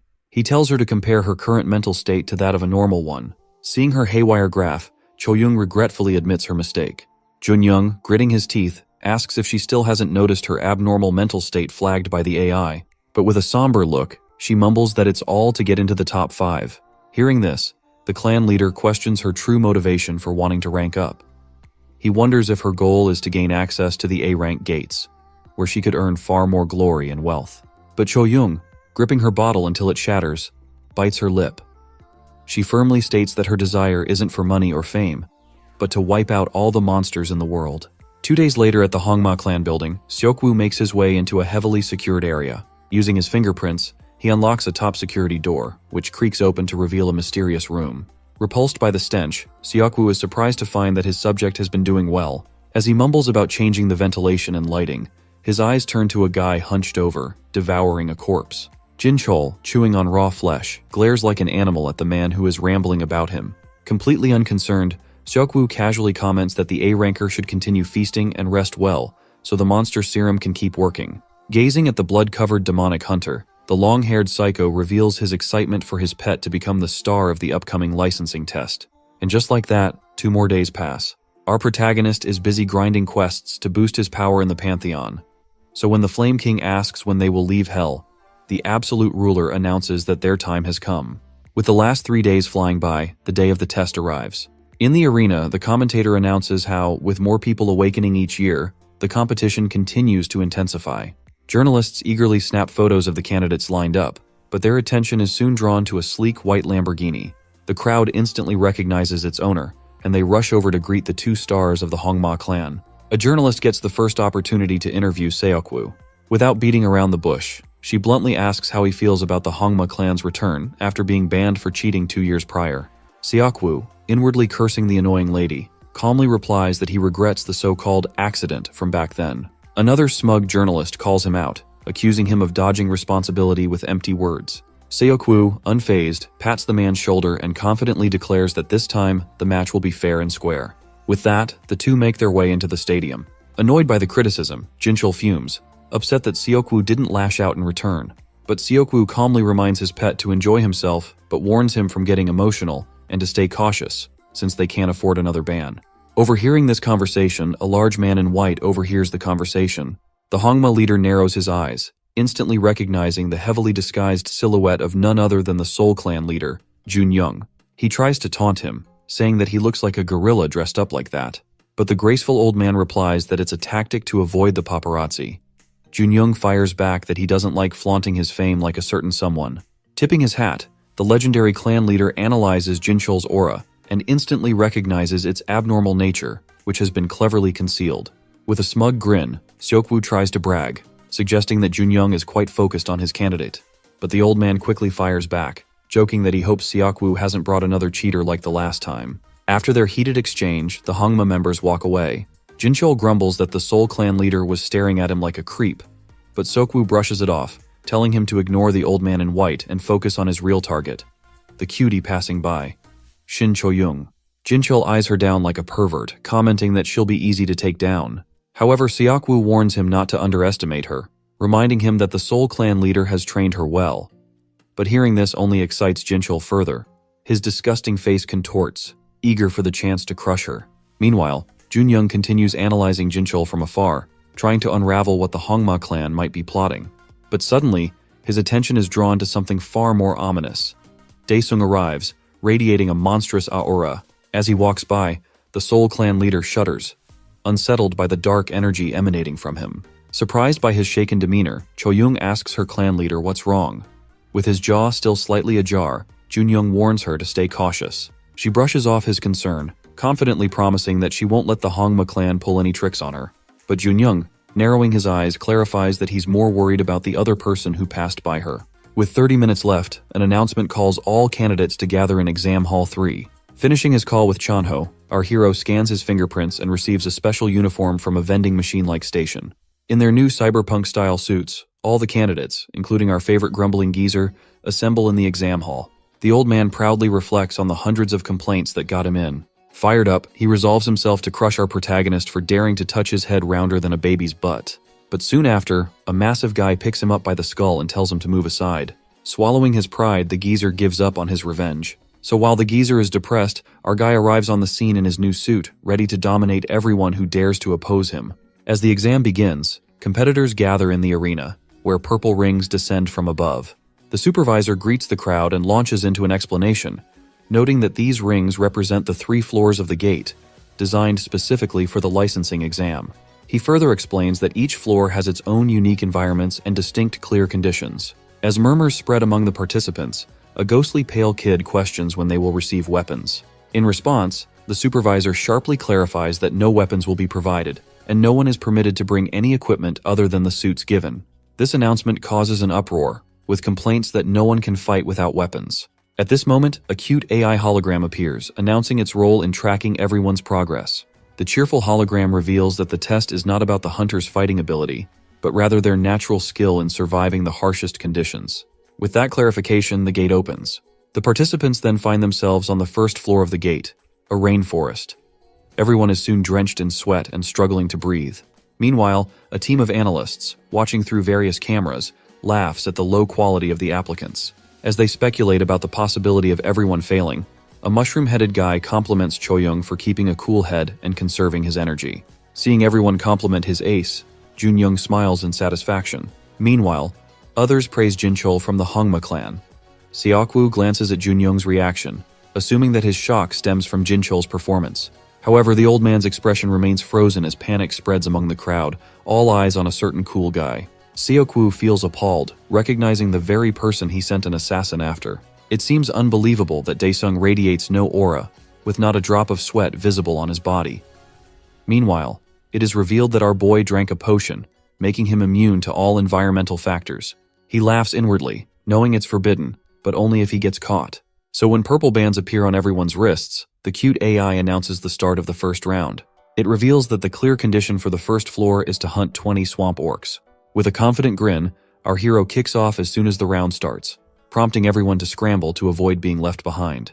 In a true test to filter out the dimwits, a thirsty hunter falls victim to an obvious water fountain trap. A sticky worm emerges from the ground, swallowing him whole and eliminating him. However, he is saved by the suit's safety measures. Meanwhile, our hero sprints through the forest in search of his target. At the same time, the rescue team extracting the eliminated candidate suddenly receives a signal with the order to track down candidate 104, Han Daesung. Now let's return to our protagonist, who finally finds a swamp orc. Taunting the oversized pig while holding a boulder, he effortlessly tosses it into the air like a ball. With a punch, he shatters the boulder into thousands of pellets that annihilate the monster. Witnessing this, the rescue guy realizes why he was sent to spy on one of the candidates. Meanwhile, our Demon King understands that hunting the orcs one by one is the most efficient approach. To speed things up, he reluctantly taps into his mana and summons a shadow wraith. As time passes, he arrives at a cave teeming with swamp orcs. The cave begins to shake, causing the pack of monsters to become cautious about what is about to happen. Suddenly, the ceiling bursts open, and our boy makes an epic landing. Forced to dig deep into the earth like a peasant, he is visibly annoyed. The monsters celebrate thinking their prey has come to them, but he casually counts them with his magic wand-like stick. Counting enough targets to complete his mission, he tells the Flame King to translate the monster's final words. Upon hearing that the monsters are discussing hunting the ruler of hell, he orders the demon sword to burn them to ashes. Elsewhere in the forest, Choyoung uses her aura to search for targets. As her skill detects one, she instantly kicks through the trees like a bullet. The confident Soul Clan ace estimates that she can clear the first floor in a single hour. As Choyoung approaches her fourth kill, a hunter suddenly flies in and snatches it away. Her pupils widen in shock at the monstrous figure that flashes by her. Scornfully, she looks down upon the Hongma scumbag, who loudly boasts about his fifth kill. Frustrated, she declares that stealing kills is expected behavior from Hongma trash. In response, he mocks her for being foolish enough to think the kill belonged to her. The two continue their trash talk, glaring daggers at each other. High on drugs, Jinchul considers murdering her to eliminate the annoyance but decides to hold off until the second floor. With that, Choyoung turns away with a sigh and erects her middle finger, with an infuriatingly smug grin. Fuming, the short-tempered cheater charges in, ready to kill her. But both of them suddenly freeze, their attention grabbed by a roaring sound. Mere minutes before their meeting, Daesung uses his flame sword to smolder his foes, unleashing the Hellfire Greatsword's first skill. Suddenly, a bolt of ravaging flames burst out of his tiny stick and envelope their target, creating a tornado that erupts into the sky. The shocked observers are left speechless. With this display, the AI announces our fiery hero's promotion to the second floor. Chaos erupts among the judges, who fail to find any information on him, while others rush to recruit him. The Soul Clan leader grins, intrigued by our demon lord's monstrous power. Annoyed by Jinchul's spotlight being stolen, Seokwoo scoffs and walks away in disappointment. The clerk lady from the ranking place starts rattling her colleague, who mocked her hunch about Dae-sung. Meanwhile, another observer can hardly believe his eyes, realizing that the weak old geezer, Jin-sang, has been tailing him the entire time. With an axe in hand, the foolish old man begins finishing off the half-burnt corpses left behind by our boy, racking up 11 kills. The ranking place employees discuss how the geezer could possibly get in, so the clerk lady spills the beans about his barrage of complaints. Seeing his employees slacking off, the branch manager arrives to explain that he personally approved the geezer. He reveals that the old man was reported to have entered a gate strapped with dynamite. Dumbfounded, the clerk lady asks if the madman is trying to commit suicide. However, the branch manager shares the bald geezer's tragic backstory. It seems he lost his family to a gate fracture and now lives solely for revenge. Questioned about his unnecessary favoritism towards a candidate, the manager takes pride in nominating Dae-sung and jokes that the 3-month pay cut to cover the damages was worth it.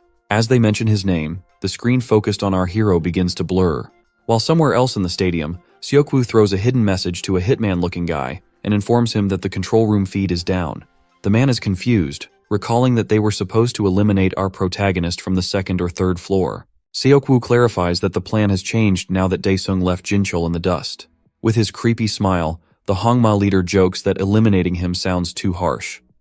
In the end, he tells the guard to read his orders, which are to inject a mutant serum into the monsters at the second floor's gate.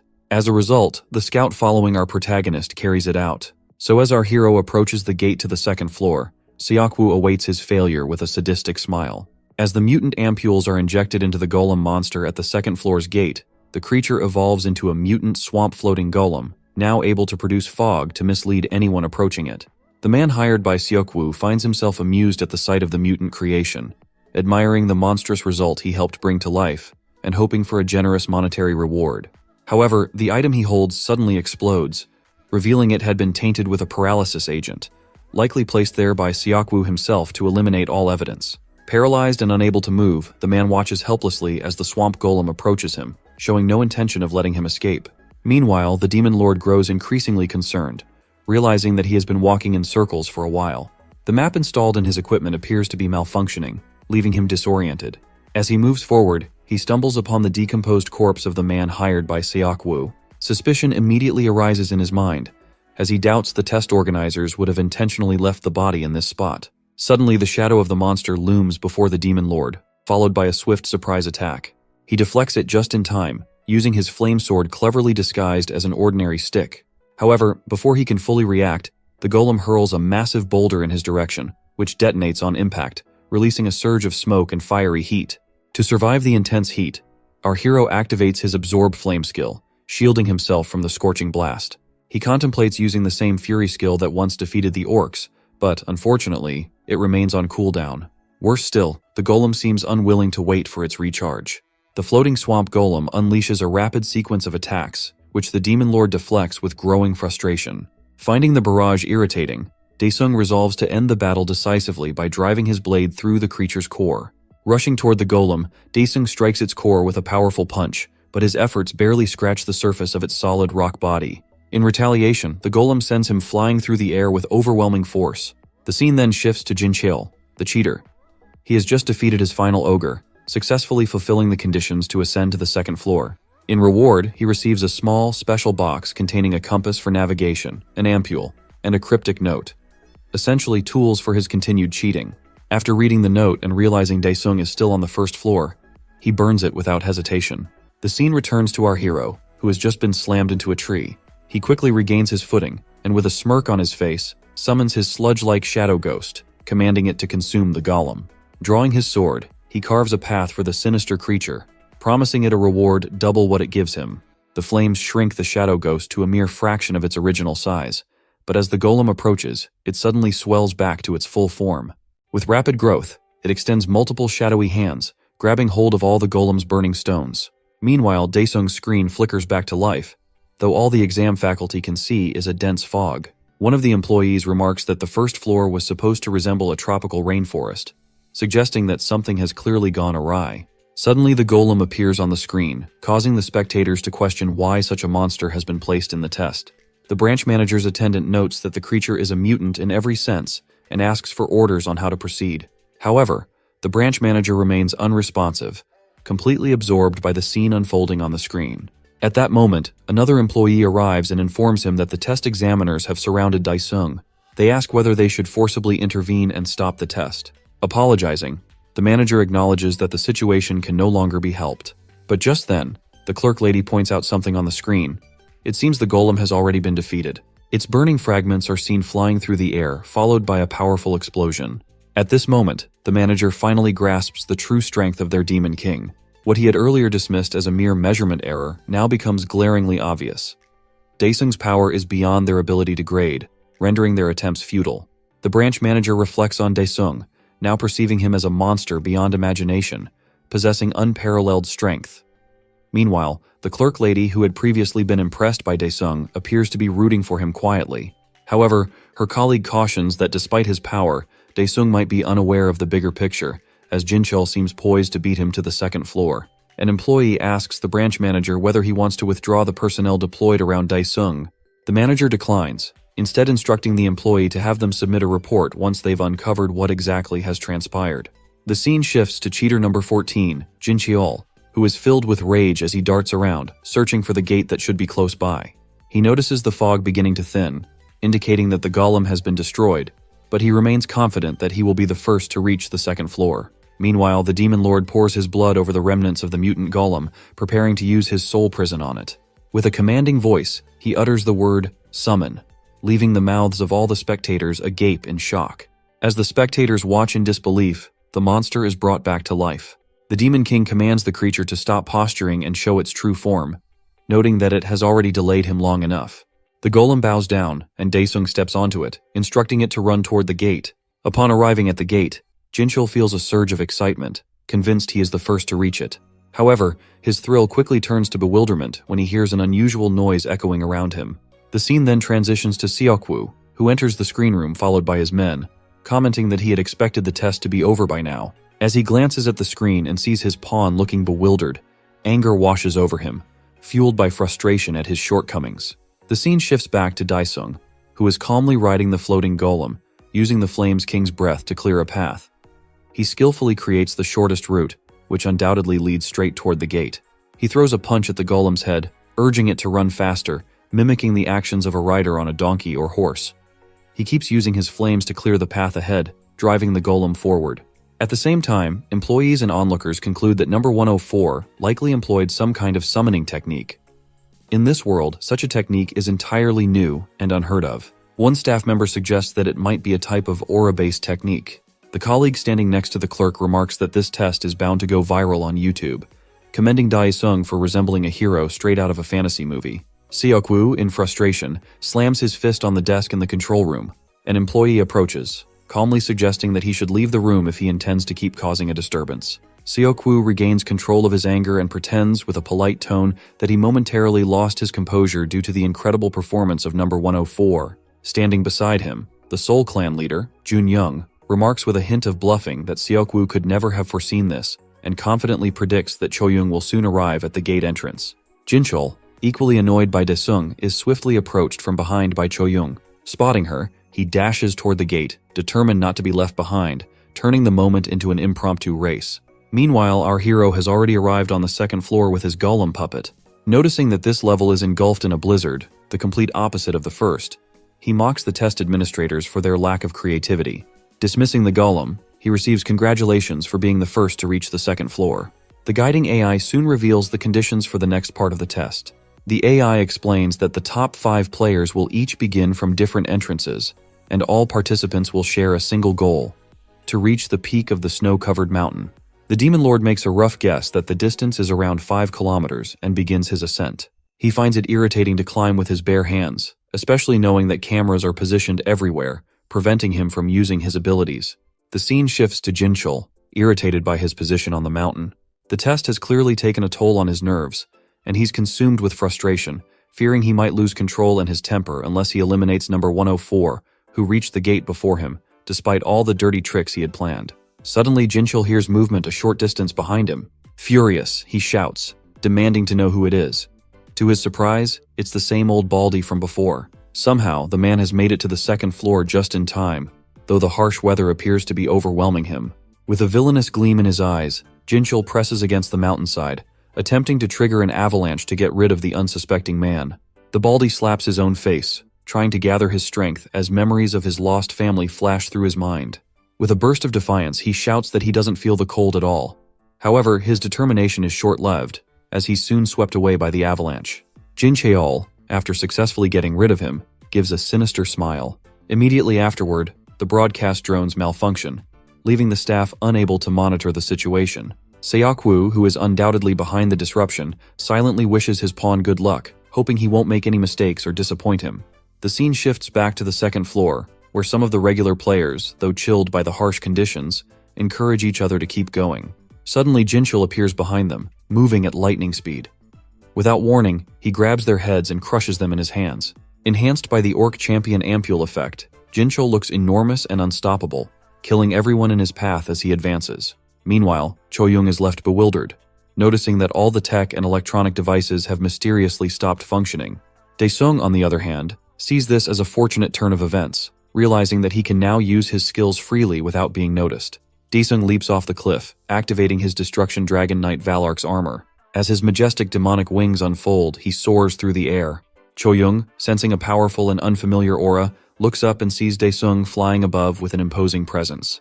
Meanwhile, Jinchul, still busy slaughtering other players, catches sight of Daesung flying toward the peak. He speculates that Daesung might have used a harpy ampule to gain the ability to fly, and immediately starts chasing after him. The scene shifts back to the association building, where Junyoung is urgently requesting the branch manager to abort the test. He argues that the safety of the awakened should be their top priority, pushing for the test to be halted immediately. The president, appearing spaced out, asks Soul Clan Captain Junyoung to be patient, reassuring him that an investigation team will be sent as soon as possible. Seokwoo, however, takes the opportunity to mock Junyoung, questioning why he would even call them awakened if they can't handle such minor risks. This remark ignites Junyoung's anger. Captain Junyoung, now suspicious, directly questions Seokwoo, asking if he is responsible for the current situation. Seokwoo, ignoring the question, continues to taunt him, insinuating that Choyoung must be weak if Junyoung is so worried about her. He pushes further, calling Junyoung an old man and suggesting that he should consider retiring, deliberately stepping on his nerves. The scene then shifts back to Daesung, who has reached the peak and is warming up, preparing himself to enter the third floor. Meanwhile, the old baldy somehow manages to survive the avalanche, lying in the snow as tears stream down his face. Rising to his feet, he shouts out loud, declaring himself a victor for having survived. It's only fair that he revels in his success, as the first step is always the most challenging. As Choyoung enters the third floor, she learns about the conditions for clearing this level. To progress, participants must acquire 1,000 points, which can be earned by defeating the monsters that inhabit this new environment. As it is very dark, Choyoung remains cautious, taking a moment for her vision to adjust to the shadows. Suddenly, a loud noise comes from behind her. Turning around, she sees her rival, the cheater Jinchul, standing there, bulked up as if he's on steroids. Jinchul remarks that she is fortunate to have arrived before him, but Choyoung dismisses his comments, telling him not to be so noisy. Her primary concern is not Jinchul but Daesung, who has outpaced everyone on both the first and second floors. Even her captain has acknowledged his formidable strength. Choyoung receives an alert indicating an aura reactor error, but before she can react, Jinchul cowardly attacks her from behind, leaving her injured. Jinchul, the cheater, smugly claims that he had originally intended to deal with Daesung first, but has now altered his plans to target her instead. Meanwhile, our Demon Lord is focused on grinding points to clear the stage. He activates his Fire Cannon special skill, annihilating the targets in front of him with ease. He comments to the Fire King that it has grown rusty if it takes this long to defeat such minor opponents. Glancing at his points, he notices they are stuck at 530 and wonders what is happening. He resolves to eliminate all the remaining targets before figuring out the issue. The scene shifts to the branch manager, who is increasingly worried because the network has still not returned. As the atmosphere fills with anxiety, the biggest cheater of all, Seokwoo, remains relaxed. He has fused the ampule he gave to his pawn with a hedgehog, allowing him to monitor her pulse. Seokwoo glances at the anxious Junyoung and informs him that his trainee would likely be half-blind or in pretty bad shape if she were to make it back alive. The scene shifts to Choyoung, who is badly wounded. She asks Jinchul, the cheater, about his objective. In a disturbingly inhumane manner, cheater number 14 licks the girl's blood and taunts her, asking if she isn't going to use her shield aura. Choyoung decides to fight back, launching a kick at Jinchul. However, her kick misses, and she quickly retreats into hiding. This move irritates Jinchul, who mocks her for being a coward. Desperate, she tries to heal herself but is spotted by Jinchul. In a swift motion, she throws her defensive suit at his face, then follows up with a strike to his groin and a knee slam to his face. Declaring herself the ace of the Soul Clan, she channels all her strength into her attack, slamming Jinchul to the ground. With that, she moves away, determined to find and hunt the monsters. Meanwhile, Daesung grows increasingly frustrated with the device he is wearing, finding it useless as it records no points.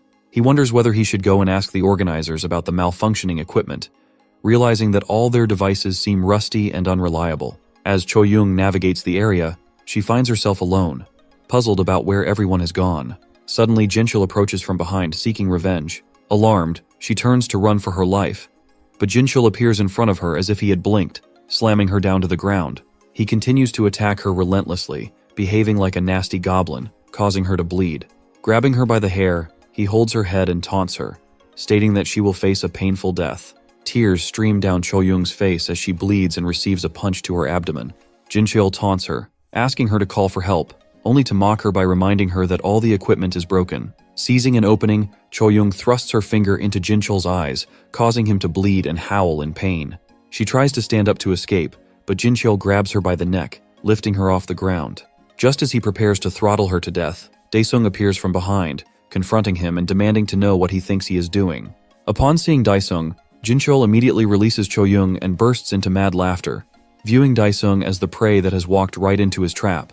He tells Daesung that he has been looking all over for him. Our demon lord thanks Jinchul for waiting, deliberately dodging his attack as he walks over to Choyoung. Noticing her poor condition, he wonders if she has a significant wound, given her slow recovery.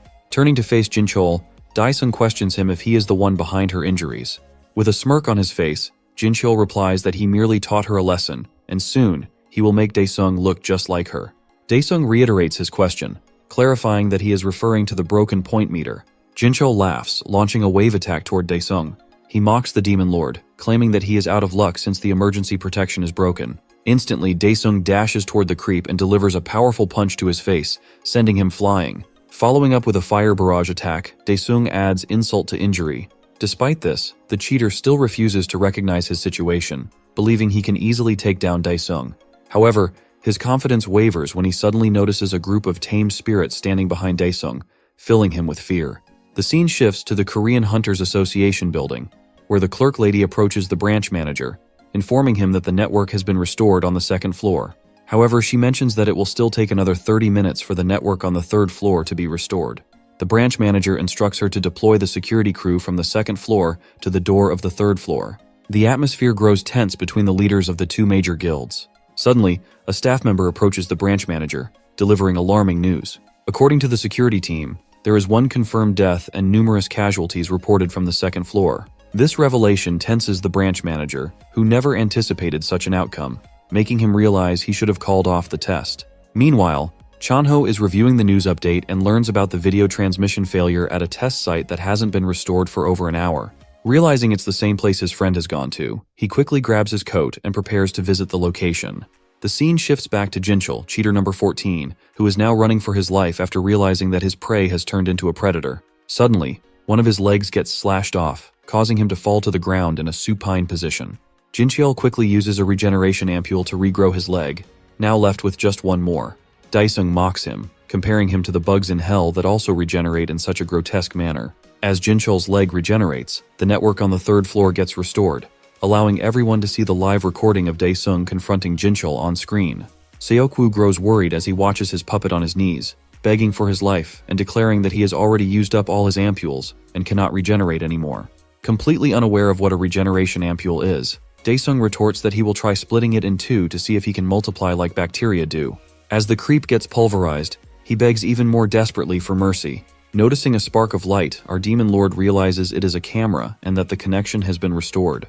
He then diverts his attention back to Jinchul, presenting him with a proposition.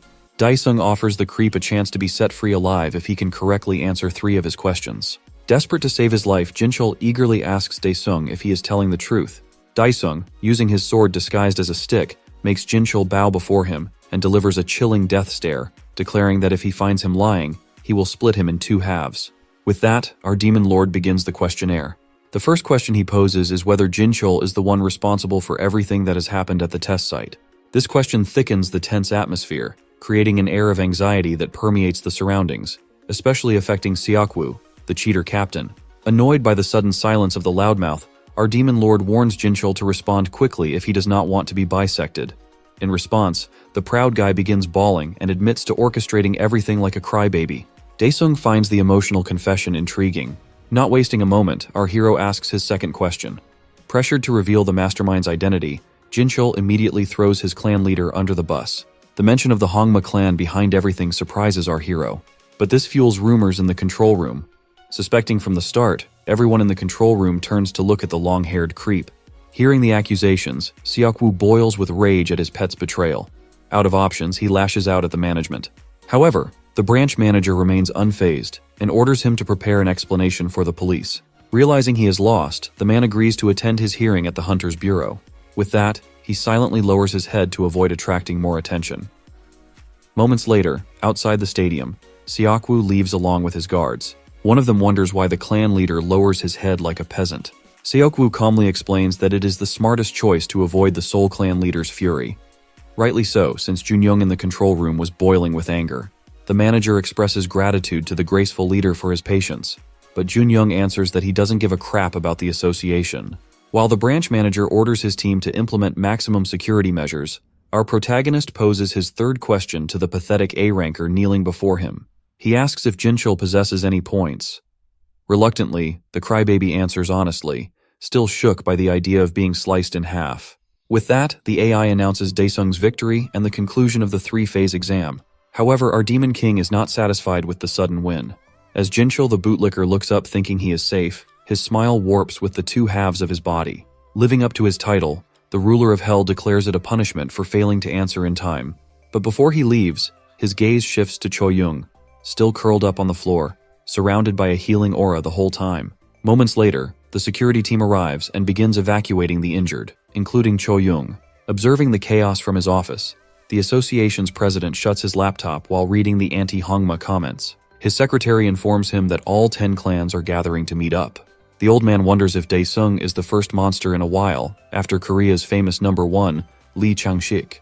When the secretary confirms our hero's instant promotion, the grandpa of the hunters orders her to recruit him at all costs. So as the results are revealed, rumors spread about the Hongma clan's downfall, but they are interrupted by the cute AI's announcement. It explains that due to the unusual circumstances, the ranking criteria will be by the order of passing the first level. Consequently, our boy receives an A rank for securing first place. Having seen the results, Chanho immediately calls Daesung and asks where he is. So his pal answers that he's chilling in the S-rank hunter's restroom, leaving him speechless. Chilling in a massage chair, our boy's relaxation is interrupted by his best friend, who looks deeply confused. My guy casually mentions that the president's secretary told him to chill in the S-rank room. Amazing Chanho that Daesung was personally invited by the big boss. As the man of the hour sips his boba, he reveals that he might even be promoted to S-rank. Astonished, Chanho wonders about the insane amount of cash he could make. He updates his pal that there is a commotion outside because of this news. In the meantime, while journalists and recruiters gather, one of the participants steps out of an elevator. Everyone's eyes gravitate toward him, and they rush over to snatch the first interview. Enjoying the spotlight, the famous geezer celebrates his big win in the licensing exam. The reporters shout for his attention and ask him to share his name. With a straight face, the geezer introduces himself as Han Daesung. At that moment, the crowd goes wild. But after a while, as the crowd nearly stomps the geezer, some begin to realize that Daesung isn't supposed to be a hairless old man. As the result announcement concludes, the old man's borderline rank is revealed. Meanwhile, the rescued hunters escape, cursing Jinchul for his disgusting antics. However, the insider from the Hongma clan behind them is in a panic. With no news of Jinchul's body, he reluctantly approves the decision to close the gate. In the meantime, our hero's mother watches the sensational news.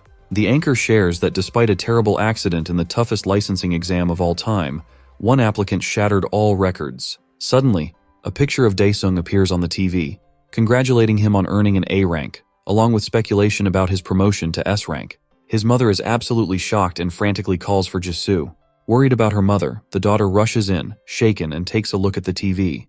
Both mother and daughter are flabbergasted when the man of the hour enters the house and casually greets the frozen women. Meanwhile, at the Hongma clan building, inspectors from the association give an ultimatum to the leader, stating that they are forbidden from hunting again. The two inspectors advise Seokwoo to come with them obediently. However, trying to flaunt his rank as the 6th strongest hunter, Seokwoo declares it ridiculous to oust him on trivial charges. With a fake smile on the outside, the clan leader feels furious about how his little experiment is beginning to lead to his downfall. Manager Kim from the bureau delivers another warning. In response, the clan leader stands up and stresses that he shouldn't be detained just because of his association with Jinchul. Tired of the argument, the manager warns Seokwoo one last time and prepares to use force. The rank 6 hunter tells the manager to remember how Seokwoo became the leader. This statement makes the cool man sweat, as he recalls that the long-haired creep killed the previous leader in a raid to take his place. With that, Seokwoo unleashes his puppeteering skill. The manager instructs his partner to get ready to fight, causing the spiky-haired inspector to grow scared. The manager urges him to man up if he doesn't want to die and charges at Seokwoo. With a devilish smile, Seokwoo ends the fight in a single move. Before the manager can react, he is stabbed in the back by Jungwoo, his own partner. Appalled by the betrayal, Kim shouts at him, but the spiky-haired guy insists that he didn't move his body. By the time Kim realizes it is Seokwoo's skill at play, the long-haired creep uses his final move, finishing off Kim by his own partner's hands. While the traumatized inspector trembles, Seokwoo casually leaves his office as if nothing happened. He decides to warn the association's president next. The scene shifts to Choyoung resting in a treatment capsule. Looking over her, the clan leader receives news that, due to permanent damage to her aura, she will be unable to work. Rage boils inside him as Junyoung declares his vengeance on Seokwoo. Meanwhile, at home, Daesung's mom expresses her reluctance to let him take on such a dangerous job. His sister agrees with their mother. She mentions that she's glad to see him becoming famous, but it's a dangerous job regardless. Hearing this, our guy remembers Chanho telling him that the majority of hunters go against their families or get kicked out of their homes. Nearly on the verge of tears, their mom states that she would break if he is hurt again. But then he drops a bombshell that he has already signed up with Chanho's clan. With that, our boy reaches into his inventory and pulls out a bag filled with stacks of cash. Leaving his mother shocked by his magic, he brags about the down payment he received to pay off their debt. Both mother and daughter are dazed seeing the unbelievable sum of money on the table. Daesung tells his sister not to be so shocked. He encourages her to listen to their mother and enjoy school life, assuring them that he will take care of the expenses. He proudly announces that he'll be their protector. The two begin to cry, prompting him to tease them about their awkward reaction. Jisoo jokes that she is against him hunting, but the money has changed her mind. Enjoying the wholesome scene, Daesung considers going through hell worth every second. The scene shifts to Inspector Jongwoo recalling how Manager Kim saved him when he was an innocent recruit. The manager's heartfelt words and fatherly smile from that night circle in his mind. He returns to reality, trembling as he stands over the manager's cold, lifeless body. Seeing him weep his soul out, the bank manager expresses his shock at Seokwoo going so far.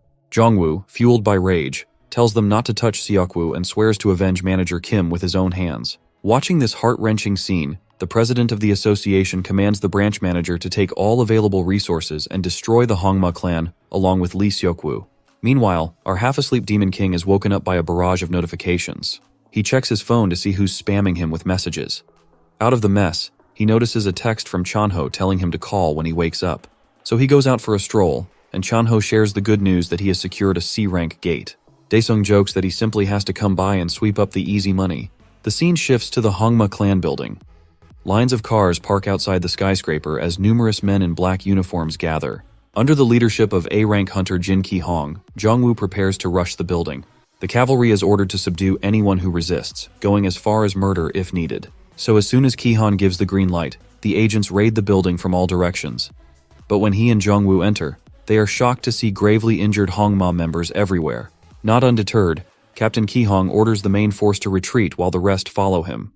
Leading up to the Seokwoo's office, a heavily worn-out Junyoung sits alone. Confused, Jongwoo rushes through the hordes of unconscious bodies towards Seokwoo's office. Dagger in hand, he shouts at the Hongma clan leader to reveal himself. To his dismay, the villain lies battered and bloodied on the floor beside him. The other forces follow, equally confused. Before the captain can ask the Seoul clan leader what happened, a crazed Jongwoo steals his attention. He immediately confirms Seokwoo's death and urges the revenge-fueled inspector to calm down. Captain Ki-hong expresses concern that even in vengeance, Leader Junyoung has gone too far. However, the somber man clarifies that he only took out those outside. He then shocks Ki-hong by revealing that he found Seokwoo dead before his arrival. News quickly spreads that the Hongma clan leader was found dead, with the suspect theorized to be Seoul clan leader Hwang Jun-young. On the other hand, the bald geezer is flustered about not getting any work despite creating a porter clan using his one shot at fame. Worried about starving before he gets any work, a well-timed call restores his hope. Meanwhile, in Chanho's car, Daesung confirms that he has denied all the other clan's offers. Chanho brags about all the crazy gear the Seoul clan has, but our guy isn't concerned, thinking about his amazing gear from hell. Then a thought comes to him, and he asks how much money a C-rank gate makes. But Chanho starts ranting that it cost 50 billion to buy one, out of which 40% went to taxes and fees. This baffles Daesung, who curses the greedy system. Chanho summarizes that rather than clearing a gate, Ether Core profits are where the real money lies. He then asks his pal to reconsider if he'll be alright going alone, which surprises Daesung. Our guy insists that Chanho is coming with him, making the man suddenly sweat buckets in fear. He reveals that he asked his sister to handle the paperwork, and she registered his bestie as the porter. Chanho's eyes widen as he wonders if his bro wants to kill him. At last, the two arrive at the giant red C-rank gate. Receiving a salute from the guard, Chanho hands over the entry form. Reading that only 2 hunters will be entering, the guard expresses his concern and confirms if they really intend to clear a team gate as a pair, since 100 hunters is the minimum. Seizing this opportunity, Chanho tries to persuade him not to open the gate just because a crazy A-rank hunter is involved. He adds his wish not to die single, but the man opens the gate to avoid trouble with our psycho hunter. One last time, Chanho tries to reason with my guy that it's unreasonable for even an S-ranker to solo a team gate, but our boy grabs him by the neck and drags his best friend into the gate. Meanwhile, at the Hunters Association, footage of Seokwoo's last moments is played. It appears that someone made the proud guy kneel, telekinetically wrangling his limbs in different directions. Then, out of a mysterious portal, an arm pops out and rips Seokwoo's heart from his body. Analyzing the video, the president asks the branch manager and Captain Ki-hong if they can't uncover anything. Ki-hong explains that footage from one camera is not enough, and the branch manager adds that no traces of aura were found either. Dumbfounded, the president wonders if they have a ghost killer on their hands. Meanwhile, outside the red portal, the old Baldy, having changed his name, arrives as a porter. The guard, suspicious, asks why he came so late, but with blazing confidence, Baldy asks if Daesung is currently inside. When the guard confirms this, the bald geezer celebrates the once-in-a-lifetime opportunity. He can eat up all of Daesung's scraps as the sole porter. The scene then shifts to the past, right after Jinchul was split in half. Regenerating from the fatal injury, he cries over the disgrace he faced and vows to take revenge. Suddenly, the same entity that took Seokwoo's life appears. Laughing ominously, the eyeball offers to take revenge on his behalf. As our demon lord enters the dungeon alongside his friend, Chanho grows increasingly nervous, glancing around as it is his first time stepping inside the gate. Daesung points out a stampede of monsters approaching them, which sends Chanho into a panic as he wonders why they are so large. The approaching monsters are Class 3 wasteland lizardlings, viewing the two as nothing more than food. Our demon lord, however, takes out his sword, excitement bubbling within him at the sight of so many monsters gathered together.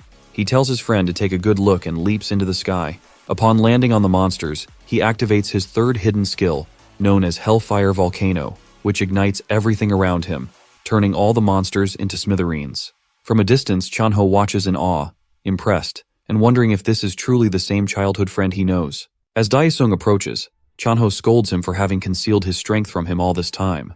With a smile, our demon lord replies that he has now revealed it. Filled with excitement, Chanho declares that he has decided to create a new clan, one that would be the strongest not just in South Korea, but in the entire world. As the scene transitions to the guards standing outside the gate, they notice something bizarre. Mistaking it for a gate fracture, they begin to panic, immediately giving directions to contact the Signal Corps headquarters. However, before they can leave, the old Baldy points out that someone is emerging from the gate. To their surprise, it is none other than our hero and his friend. Chanho proudly informs the guard that they can handle the byproducts, as they have successfully cleared the gate.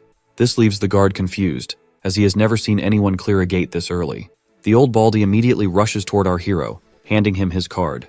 He introduces himself with a fake name, An Daesung, and shares his details, reminding our hero that he participated alongside him in the test. He explains that he is in charge of the byproduct disposal. Noticing that they share the same name, Daesung finds the old man suspicious. His friend Chanho then asks the old guy why he is alone if he works in a porter clan. The old dude takes back his card and replies that he is the one who created this clan and believes the process will be quick. Chanho then presses further, asking if his name is really Daesung. The old guy gives a thumbs up, saying he is willing to change his name in the future to avoid any nuisance for both of them. The real Daesung, feeling mad and frustrated, storms off from the scene. The scene then shifts to a real estate broker showing an apartment to our demon lord and his family. Daesung's sister appears excited about the place, particularly loving the fact that each room has an attached bathroom. Like a typical mother, Daesung's mom cuts to the chase, asking the agent about the price of the apartment.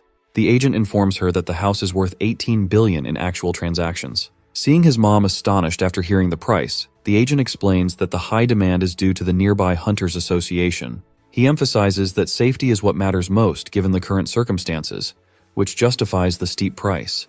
The agent then confirms his suspicions by asking if her son is a successful hunter. Before she can respond, Daesung's sister intervenes, bragging that her brother is an A-rank adventurer and is on the verge of becoming an S-ranker. She adds that this news has created quite an uproar in the media. The agent responds that this explains why Daesung seemed so familiar to him. Meanwhile, our demon lord finishes analyzing the house and accepts it as his domain. He inquires about the payment procedure and asks if he can get a discount for paying the full amount up front. The dealer informs him that he can offer preferential contracts if Daesung is indeed an A-rank adventurer.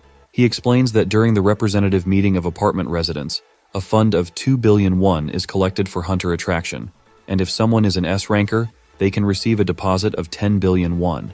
The ladies get petrified upon hearing such a huge amount, while our hero feels excited at the thought of acquiring the house for just 8 billion won and the possibility of saving up to 10 billion won if he becomes an S-ranker. The scene shifts to a lady walking on a road in the pitch-black night. She feels an unsettling sensation, as if someone is following her. Suddenly she trips, but someone catches her just before she falls. Feeling scared, the girl asks who the man is. The man responds with a creepy smile, and as he gets closer, his disgusting face is revealed.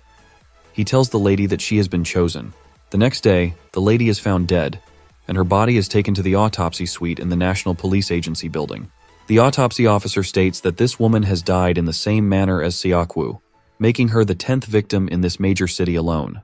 Captain Ki-hong harbors suspicions because, based on his experience, such a murder definitely involves some awakeners. Just as he believed the situation had calmed down, he now faces the challenge of dealing with this new serial killer case. Inspector Jongwoo tells Ki-hong not to worry and assures him that he will handle the matter. However, Captain Ki-hong instructs Jongwoo to prioritize the gate search work at the head office first. As he leaves, the A-ranker Captain Ki-hong asks the forensic medicine expert to make the investigation public. Furthermore, he promises active support for the inspection bureau. Meanwhile, Jincheol, the cheater number 14, finds himself alive in a laboratory. As he opens his eyes, he feels disoriented and shouts, asking where he is. A nearby scientist expresses pleasure at seeing him awake. The scientist mocks him for screaming like an infant. Jincheol repeats his question about his whereabouts. The scientist points out that the room resembles the Hongma building laboratory, which leads Jincheol to realize he is in the awakening ampule infusion room. The scientist proceeds to explain the situation to the bewildered man, introducing himself as the elder of Honsei and mentioning that his name is Roman. He adds that he is the one responsible for saving him by making a special request to the chief priest. Jincheol notices a peculiar eye staring at him and, confused about his survival, seems to wonder if he didn't actually die. Roman clarifies that he has been reborn as one of the people of Honsei. The young man, however, still appears lost in thought. Roman then presents an ampule, asking if he desires to rule the world alongside them. Meanwhile, Chanho receives a call from his close friend, the confident demon lord, who shares his desire to be promoted to S rank. Chanho argues that focusing on clearing gates should be his main priority, but as he listens to his friend's reasoning, he becomes curious about why he suddenly wants to buy a house. In the end, Chanho agrees to bid on every gate he can find and asks Daesung to assist in easing the workload by acquiring some equipment from the aura market. Who needs to purchase equipment when he can obtain superior gear from Pantheon? With this thought, our hero steps into the Pantheon and chooses the Absolute Ruler's Field Implementation Quest. Among the 5 types of fields available for implementation, he opts for the 5th one, known as Balark's Iron Castle. The Demon Lord is then informed that the rulers of each field have been brainwashed by transcendence from the heavens, and his mission is to defeat them. He loads the necessary data and prepares himself for the implementation. He is teleported to Balark's Iron Castle, only to find himself equipped with a set of cheap-looking armor, including a shield and sword, which immediately irritate him. He mocks the items, questioning if being outfitted with such gear qualifies him as nerfed. The scene shifts to the office of the branch manager at the Korean Hunters Association. The branch manager is in the middle of issuing orders when, without warning, a clerk rushes in with urgent news. The Ocean Clan has failed to clear a particular B-ranked gate. The manager's assistant struggles to believe the news, given that the Ocean Clan, led by Baek Haran, is one of Korea's top 4 clans. However, the clerk clarifies that the monsters in the gate were not compatible with the captain's aura skill, prompting her to request assistance from an S-ranker. Normally, such a request would cause concern, but the branch manager feels confident.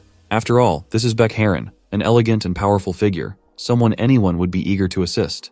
The manager swiftly gives instructions to locate S-rankers Lee Chang-shik and Seo Dong-chul, informing them of the situation at hand. The assistant considers it an easy task, remarking that no one in Korea would refuse a request from Baek Haran, the nation's top healer hunter. However, the clerk points out one exception, Ryu Seo Yeon from the fortress, who is known to hold a grudge against Baek Haran. After issuing the final orders and granting permission to use the helicopter, the branch manager dismisses his staff. The scene then shifts to Hope Nursery School, where children are playing outside, pretending to be hunters and monsters. Among them is Seo Dong-chul, the S-rank hunter with a pencil sketch beard, from the Crow clan, joyfully playing along with the children. A sister approaches Seo Dong-chul, addressing him as director, and informing him that he has received an urgent notice from the Hunters Association. Without wasting a moment, the S-ranker asks the sister to watch over the children, explaining that he must urgently attend to a gate. The sister, concerned, tells him to take care, but he reassures her with a smile, reminding her that, as the #1 hunter in South Korea, there's no need to worry. Meanwhile, the other S-ranker, Lee Chang-shik, has just returned from clearing a C-rank gate on Jeju Island. He finds these lower-ranked dungeons tedious and longs for a more challenging task. His secretary approaches and informs him that he has been requested for assistance by Baek Haran of the Ocean Clan. Lee Chang-shik wastes no time and immediately calls for his helicopter, preparing for departure. It's clear that he holds a special regard for Lady Haran, as her mere name seems powerful enough to alter the direction of his life. Meanwhile, back in Pantheon, our hero finds himself facing the formidable gatekeeper of the Iron Castle. Under normal circumstances, with his true strength, the gatekeeper would pose no threat. But now he is left with only a curved sword and a ridiculous ice shield. Taking a moment, he sits down, reflecting on how he managed to defeat this opponent in the past. His eyes carefully examine the items in his possession, and he begins to wonder if the ice shield holds the key to solving this puzzle. Realizing something, he stands up, ready to engage the gatekeeper in combat once again. The scene shifts to the B-ranked gate that the Ocean Clan had failed to conquer. Reporters gather in front of it, eager to capture significant moments for their audience. They inform the public that the Ocean Clan is preparing for a second attempt at the gate. Suddenly, Lady Haran arrives on the scene, and reporters quickly surround her, bombarding her with questions. The moment they lay eyes on her, they seem to be enchanted. She approaches one of the reporters and requests his microphone, wanting to share important details with the public. Meanwhile, the two S-rankers, Chang-shik and Dong-chul, arrive, ready to assist the Ocean Lady. It's evident that Chang-shik harbors a crush on her, evident in his attentive demeanor. The news reporters begin to argue about what title to give their coverage. As the hunters step into the gate, a voice rings out, advising the reporters to frame the title using a combination like Lee Seo Baek to capture the public's attention more effectively. The scene shifts back to the Pantheon, where Dae-sung, in a fit of determination, tries to set the gatekeeper ablaze in an effort to rouse him from his slumber. The gatekeeper screams upon waking, fully prepared to confront the one who disturbed his rest. Our hero thinks carefully, knowing that one misstep could lead to his demise. He applies some lubricant strategically, successfully causing the monster to trip. As the monster tumbles to the ground, he dashes forward, piercing his sword through the gatekeeper's seal, defeating him effortlessly, as if it were merely child's play. Our hero stands tall and proud, relishing the fact that he recalled the slumbering giant's weakness just in time. He drops the items, realizing that he won't need them inside the Iron Castle. Once he enters, his first priority is to find a weapon. However, he soon encounters a dead end. Recalling his experiences from his time in Hell, he remembers a secret button hidden within the wall and quickly locates it. Pressing the button, he activates the entrance to Ballark's treasure chest room, which can be accessed for a limited time of 5 minutes. In just 1 minute and 30 seconds, he discovers the weapon he has been searching for. The Dragon Slayer Black Sword, renowned for its effectiveness against dragon-type monsters.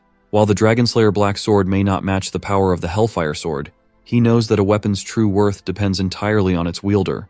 Just as a pen may hold value in the hands of a scholar, but be nothing more than trash to the illiterate, so too does his newfound weapon possess potential. With some time still remaining, he decides to explore the treasure room further. The gleaming treasures capture his attention, and he wonders if he could sell them in the real world for a handsome profit. Gripping the black sword firmly, he prepares to enter Ballark's chamber, maintaining a calm demeanor, reminding himself to see the former ruler merely as a pathetic loner boss. Meanwhile, in the B-ranked dungeon, the Ocean Clan is busy battling against the relentless monsters. Dongchul grows irritated by the loud screeches of a particularly nasty creature and, in frustration, crushes its mouth to silence it. After striking his weapon against the monster's head, he shouts to rally the Ocean Clan, directing them to launch a coordinated attack. Amidst the chaos, Harem cheers for Dongchul, encouraging him. Just then, Chungshik arrives on the scene, covered in blood and looking worn down. He asks Harem if she would truly go to dinner with him if he manages to clear the dungeon. Seeing him in such a sorry state, Harem quickly heals him, helping him regain his strength.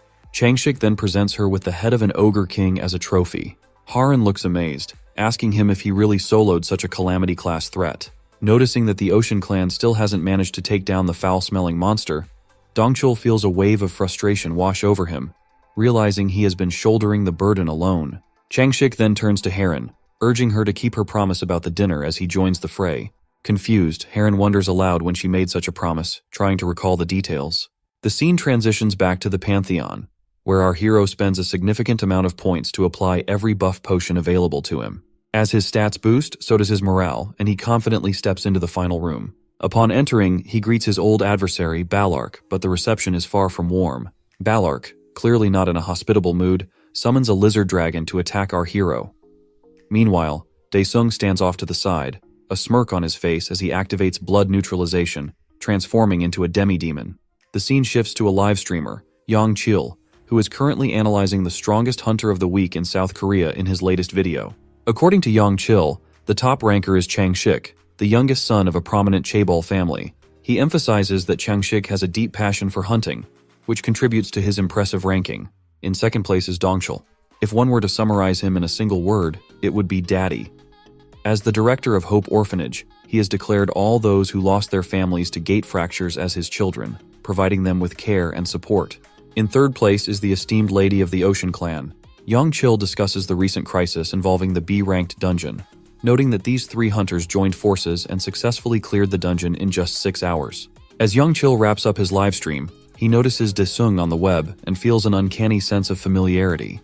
He soon learns that the Demon Lord has solo cleared a team-type dungeon, a piece of information that is hard for him to digest. The scene transitions to the Hunters Association building, where a man named Jaek scrolls through the daily news, his expression marked by displeasure at the increasing speed of gate clears. As his workday comes to an end, one of his friends invites him out for a drink. Jaek declines the offer, explaining that he has some matters to attend to at home, but assures his friend that he will join them next time. Meanwhile, back in the Pantheon, our hero delivers a single powerful strike to the lizard dragon, causing blood to splatter across him.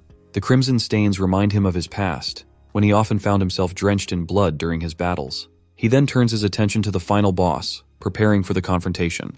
As the boss launches its first attack, our hero expertly dodges, bracing himself for the fight ahead. Ballark continues his relentless attacks, but our hero effortlessly blocks them, treating the exchanges like a walk in the park. Then, Daesung announces that it's his turn, charging his sword with a vibrant purple aura. However, just before he can launch his attack, the boss surprises him with a new skill, catching him off guard. Irritated, Daesung watches as Ballark invokes a Thunder Dragon skill, transforming himself into a winged monarch. With a mocking grin, our demon lord scoffs at the creature, derisively calling it a lizard trying to be a dragon. In an instant, he retaliates, obliterating Ballark with a single powerful hit. Just as Ballark falls defeated, a mysterious creature materializes before Daesung, claiming to be a divine heavenly being of some sort. The scene transitions back to Earth, where a serial killer stands over yet another heart he has collected. He contacts Jaek, the manager of the Gateseeker team, referring to him as his priest. The killer informs Jaek that he has successfully constructed an altar with the hearts he has gathered. Jaek responds with praise, assuring him that he will immediately contact the Hunter Association to arrange for a sacrifice. Curious, the serial killer asks when he should break the altar. Jaek instructs him to wait until he has amassed a substantial number of valuable sacrifices before taking action. The scene shifts back to our hero, where his system goes haywire, alerting him that it has been infiltrated by unknown beings. The status board reveals that the entity is one of the heavenly transcendents, but the rest of the information remains hidden. Suddenly, the system notifies Daesung that the field implementation has been completed. Recognizing this as the perfect moment, our hero activates the absolute body reinforcement he has just received. The heavenly creature then questions whether Daesung intends to interfere with their plans, launching an aura ball attack at him, convinced that he is finished. To the creature's shock, our hero emerges unscathed, defying its expectations. In an instant, he retaliates, attacking the creature with a powerful fist. The creature boasts that it cannot be harmed, but Daesung's hand passes right through it, leaving the creature momentarily stunned. With a smirk on his face, Daesung taunts the heavenly creature, asking if it is still so confident. He then unleashes the ultimate skill of hell, known as Hellfire Eternal Pain, a devastating attack that can only be used within this very domain. The creature finds itself overwhelmed by the sheer power of the attack, and as it is engulfed by flames, it begins to vanish into a black hole. In a last desperate attempt, it whines that it will tell its mommy about this. The system promptly notifies our hero of the sudden disappearance of the heavenly creature, confirming that it has been somehow defeated. Daesung is then directed to take his place on the throne to complete the quest. His Highness touches the wall, which begins to shift and morph into the shape of stairs. As he ascends, the monsters of hell offer their praise, clamoring for him to free them from the bottomless pit so they can exact their revenge. Upon sitting on the throne, Daesung completes the quest.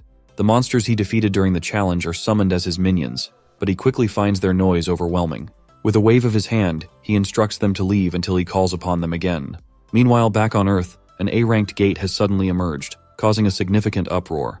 Questions flood in from every direction as the association president enters the building, facing the mounting pressure from concerned hunters and the public alike. The association president turns to the branch manager, asking if this new gate resembles the one that reduced a city to ashes 5 years ago. The branch manager promptly fills the president in on all the details he has gathered about the gate thus far, outlining its potential threat and the urgency of the situation. In response, the president issues a decree to mobilize all hunters available and requests assistance from the World Association to handle the impending crisis. The scene shifts back to Daesung, who meticulously checks all of his skills and the extent of his implementation so far. Realizing that he still finds them insufficient, he decides to acquire a few more skills.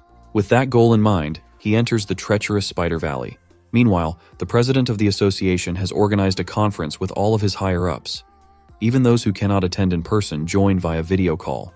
The branch manager informs the president that all arrangements have been made and emphasizes that the purpose of this meeting is to find a solution to the A-class gate that has recently appeared in Dogok-dong. In the next scene, a prison van is shown transporting Jun Young, who sits handcuffed inside. He wonders who could have killed Seokwoo, noting that not even the highest-ranked assassin could have executed such a trick. The realization unsettles him, making him fear that something significant is unfolding. At this very moment, his thoughts are consumed by concern for Cho Young. Meanwhile, Cho Young struggles to eat, blaming herself for everything that has transpired. The nurse gently urges her to consume at least one meal a day if she wants to live. Otherwise, they would have no choice but to transfer her to IV fluids. Tears stream down Cho Young's face as she feels both powerless and worthless, grappling with the weight of her emotions. Back in the conference room, the availability of the hunters is being discussed. Jong-soo, the leader of the fortress class, informs everyone that their ace, Ryu Seoyeon, has not yet returned from her training. Meanwhile, Cho Han-wook, the vice captain of the Marvel clan, mentions that his captain, Han-ul, is currently occupied with the development of an aura weapon in Silicon Valley. The branch manager then turns his attention to the S-rank trio, who recently conquered a B-ranked dungeon, inquiring about their availability for the upcoming mission. Dong-chul lazily expresses his interest, noting that he doesn't see any other option. Chung-shik agrees as well, citing his obligation to keep his promise to Harin regarding their date. At this, Harin playfully protests, insisting that she has already gone on a date with him. Chung-shik counters, arguing that it shouldn't be considered a proper date since Dong-chul also joined them, leading to a light-hearted exchange between the three. Dong-chul intervenes, assuring the manager that he will handle the situation and emphasizing the need for support from all available A-rank hunters. In response, the president instructs the branch manager to arrange for 100 A-rank hunters, along with 100,000 ether cores. Voices of dissent rise in the room as some express their concerns, arguing that this amount is excessively large, representing an entire year's budget for the Hunter Association. However, the president silences them, asserting that all participants will be adequately rewarded for their efforts, reinforcing the importance of the mission at hand. Jaik, sitting among the gathered officials, wears a smile as he devises a dangerously evil plan. As the conference concludes, public announcements are made, urging nearby residents to evacuate to the Hunter Association's air defense shelter. As dark clouds begin to gather and pour, the hunters prepare themselves for the impending challenge. Once all arrangements are complete, they gather around the gate, murmuring about the sudden appearance of this unexpected gate, creating an air of unease and anticipation among them. Many A-rankers express that they have joined the mission because of the presence of the S-rank trio. Otherwise, they would have never dared to enter the dungeon. Sensing the danger that lies ahead, Dongchul playfully teases Changshik about whether he still wants to go on that dinner with Harem. With a determined spirit, Dongchul encourages all the hunters, motivating them to fight together. He offers some pieces of advice before leading everyone into the dungeon. As they enter, they find themselves in a surprisingly peaceful place. Dongchul directs all the hunters to check their communication equipment and spread out to cover more ground. The group splits up, including Harem and Changshik, ensuring they can gather as much information as possible in this unfamiliar territory. All the hunters test their earpieces to ensure they are functioning properly. Meanwhile, Chanho tries repeatedly to call their hero.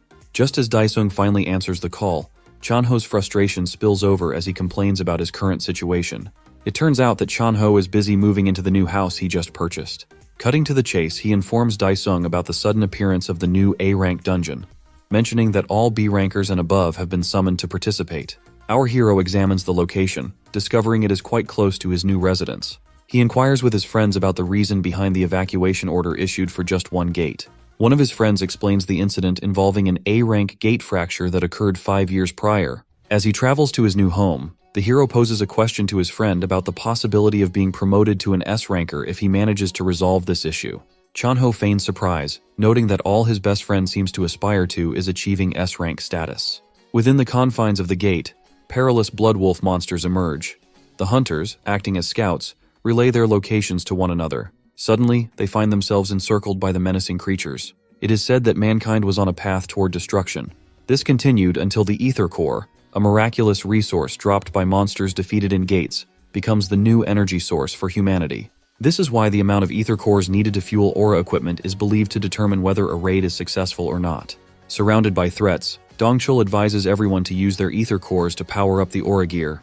Meanwhile, to draw the raging wolf beasts away, Changshik uses his wide area aggro skill, despite his absolute hate for it. While the white-haired hero rallies the monsters behind him, Dongchul, supported by Harem, prepares to launch an attack. With his deadly skill fully charged, the jacked guy announces to his prey that the single-use skill costs over 1 billion ether cores. Bathed in lightning sparks, the S-rank hunter unleashes his ultimate skill, Thunderbolt, onto the ground. The lightning instantly incinerates all the beasts in a wide area, and then Harem's speed skill activates, supercharging all the hunters. With the newfound strength and morale, the hunters prepare to wipe out all the monsters. Meanwhile, the city outside lies in shambles. A group of Hongma stragglers gather, but one of their scouts warns that the police are coming, sending them all into a panic. As they run away, a curly-haired guy is stopped by a police car. Flashed by the intense headlights, the group hears a peculiar voice that tells them to surrender or face fake drug charges. The man draws his dagger, ready to fight or die. But to his surprise, an infamous hunter exits the car. He laughs at how the leaders of the Hongma clan look like crap, which irritates them. Looking better than ever, Jinchul invites them to join him. Watching a dead man reborn, their jaws drop. So with a smile on his stitched-up face, Jinchul offers the survivors a new purpose. Meanwhile, back at the gate, the raid seems to have ended. The hunters wonder if, for the first time in history, an A-rank gate has been cleared without casualties. While Harem heals his wounds, Dongchul laughs that he could have cleared countless gates if he had her healing skills. But Harem sighs and goes on a painfully long rant about how many pricey ether cores her skills consume. Hearing her ramble about the logistics, Dongchul's ears begin bleeding from her S-rank nagging skill. And of course, Changshik makes sure not to miss the hourly quota of hitting on her, making things awkward. Nearby, a hunter digs out a rare B-rank ether core from a corpse, before the upper half of his body gets shredded to nothingness. His friends can only stare in bewilderment, seeing a majestic white wolf with 4 glowing eyes. On the outside, the atmosphere is filled with suspense. Experts on the news express their concerns, as the Triple S ranker team takes worryingly long to clear the gate. A news reporter announces that 10 hours have passed, prompting the association to send as many A rankers as possible. Watching the news, the branch manager is annoyed that the World Hunter Association's backup hasn't arrived yet. As no one can enter the gate, they can only gather reserves outside and pray for the Dream Team's success. Meanwhile, inside the gate, the hunters initiate the fight with a rain of arrows on the giant beast. Completely unfazed, the beast rushes forward and raises its claw to wipe out the entire platoon. But the white-headed swordsman intercepts the attack just in time. He uses a skill, but the white beast's tough claws absorb the impact completely. Giving him no time to breathe, the beast swipes at Changshik once again. The raw force of its attack makes the S-ranker cough up blood. As it attempts to finish him off, Dongchul saves him just in time. Harem heals several cuts on Changshik's body, and as always, he acts on his urge to flirt with her. The Ocean Clan cutie tells him to stop messing around and focus on not wasting her last skill since she's run out of ether cores. Fully recovered, the White Knight rushes back into combat to cover Dongchul.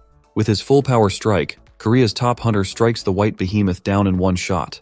Everyone begins to praise him, which annoys Dongchul, who is tired of the kid always stealing his glory. But suddenly, everyone's ears are pierced by a deafening noise. To everyone's dismay, a humanoid wolf appears and curses the hunters for daring to enter their world.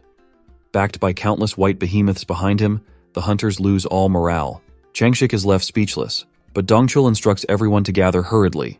The gate fractures, sending panic throughout the association and leaving the clerk lady and the branch manager in shock. They assume this indicates that the raiding team inside has been slaughtered. Despite losing all hope, the manager quickly commands his team to deploy the reserve units and urgently call all foreign hunters. Meanwhile, the wolf boss leads his army of giant wolf beasts and declares the start of a massacre. Near the gate, Captain Kihong gathers the reserve units. He reads out the strange clan names, feeling disappointed by the appearance of the B-rank weirdos. But finally, he names the Daesung clan. Upon seeing our hero, the captain instantly recognizes him as the A-ranker the president has been after. As the captain begins reading instructions, Daesung pouts, disappointed that his pal didn't show up or give him a call, before he realizes he was the one who didn't answer. Suddenly, a loud sound marking the gate fracture echoes throughout the city. This worries everyone, but the Demon King grins with excitement. Inside the gate, the corpses of the raiding team members lie among the dead wolf beasts. Despite the full resistance from the top-tier hunters, the sheer strength of the behemoths overpowers them. Dongchul does his best to save a hunter, shouting at him to get serious if he doesn't want to become dog food. Meanwhile, Korea's #1 hunter takes down the beasts one by one. Exhausted, he wonders how long Dongchul and the others can last. The scene flashes back to the past when Dongchul received an S-rank protection artifact. The branch manager shares that it is a priceless gift from the president, made with an S-rank ether core. As Dongchul worries about its expense, he is assured that the president views it as essential for the safety of his children, the hunters. So the manager makes him promise to bring them back alive. Pausing for a moment, the man jokes that the president should stop having kids and vows to protect the entire team. Returning to the raiding team inside the gate, he pulls out the artifact after confirming that everyone is gathered. As he places it on the ground, a giant barrier forms around the team, bouncing off all the wolf beasts that pounce on it.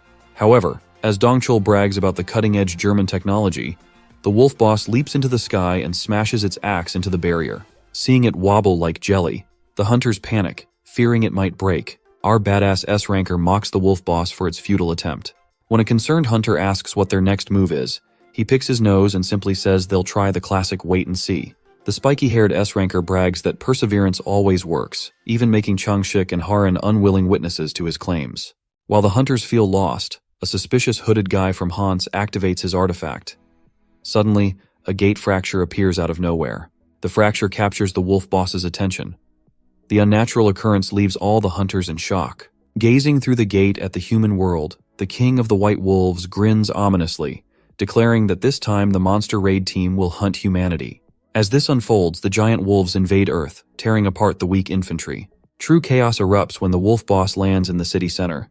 With a swing of his axe, the raw power of its shockwave blasts away all the soldiers holding the front line.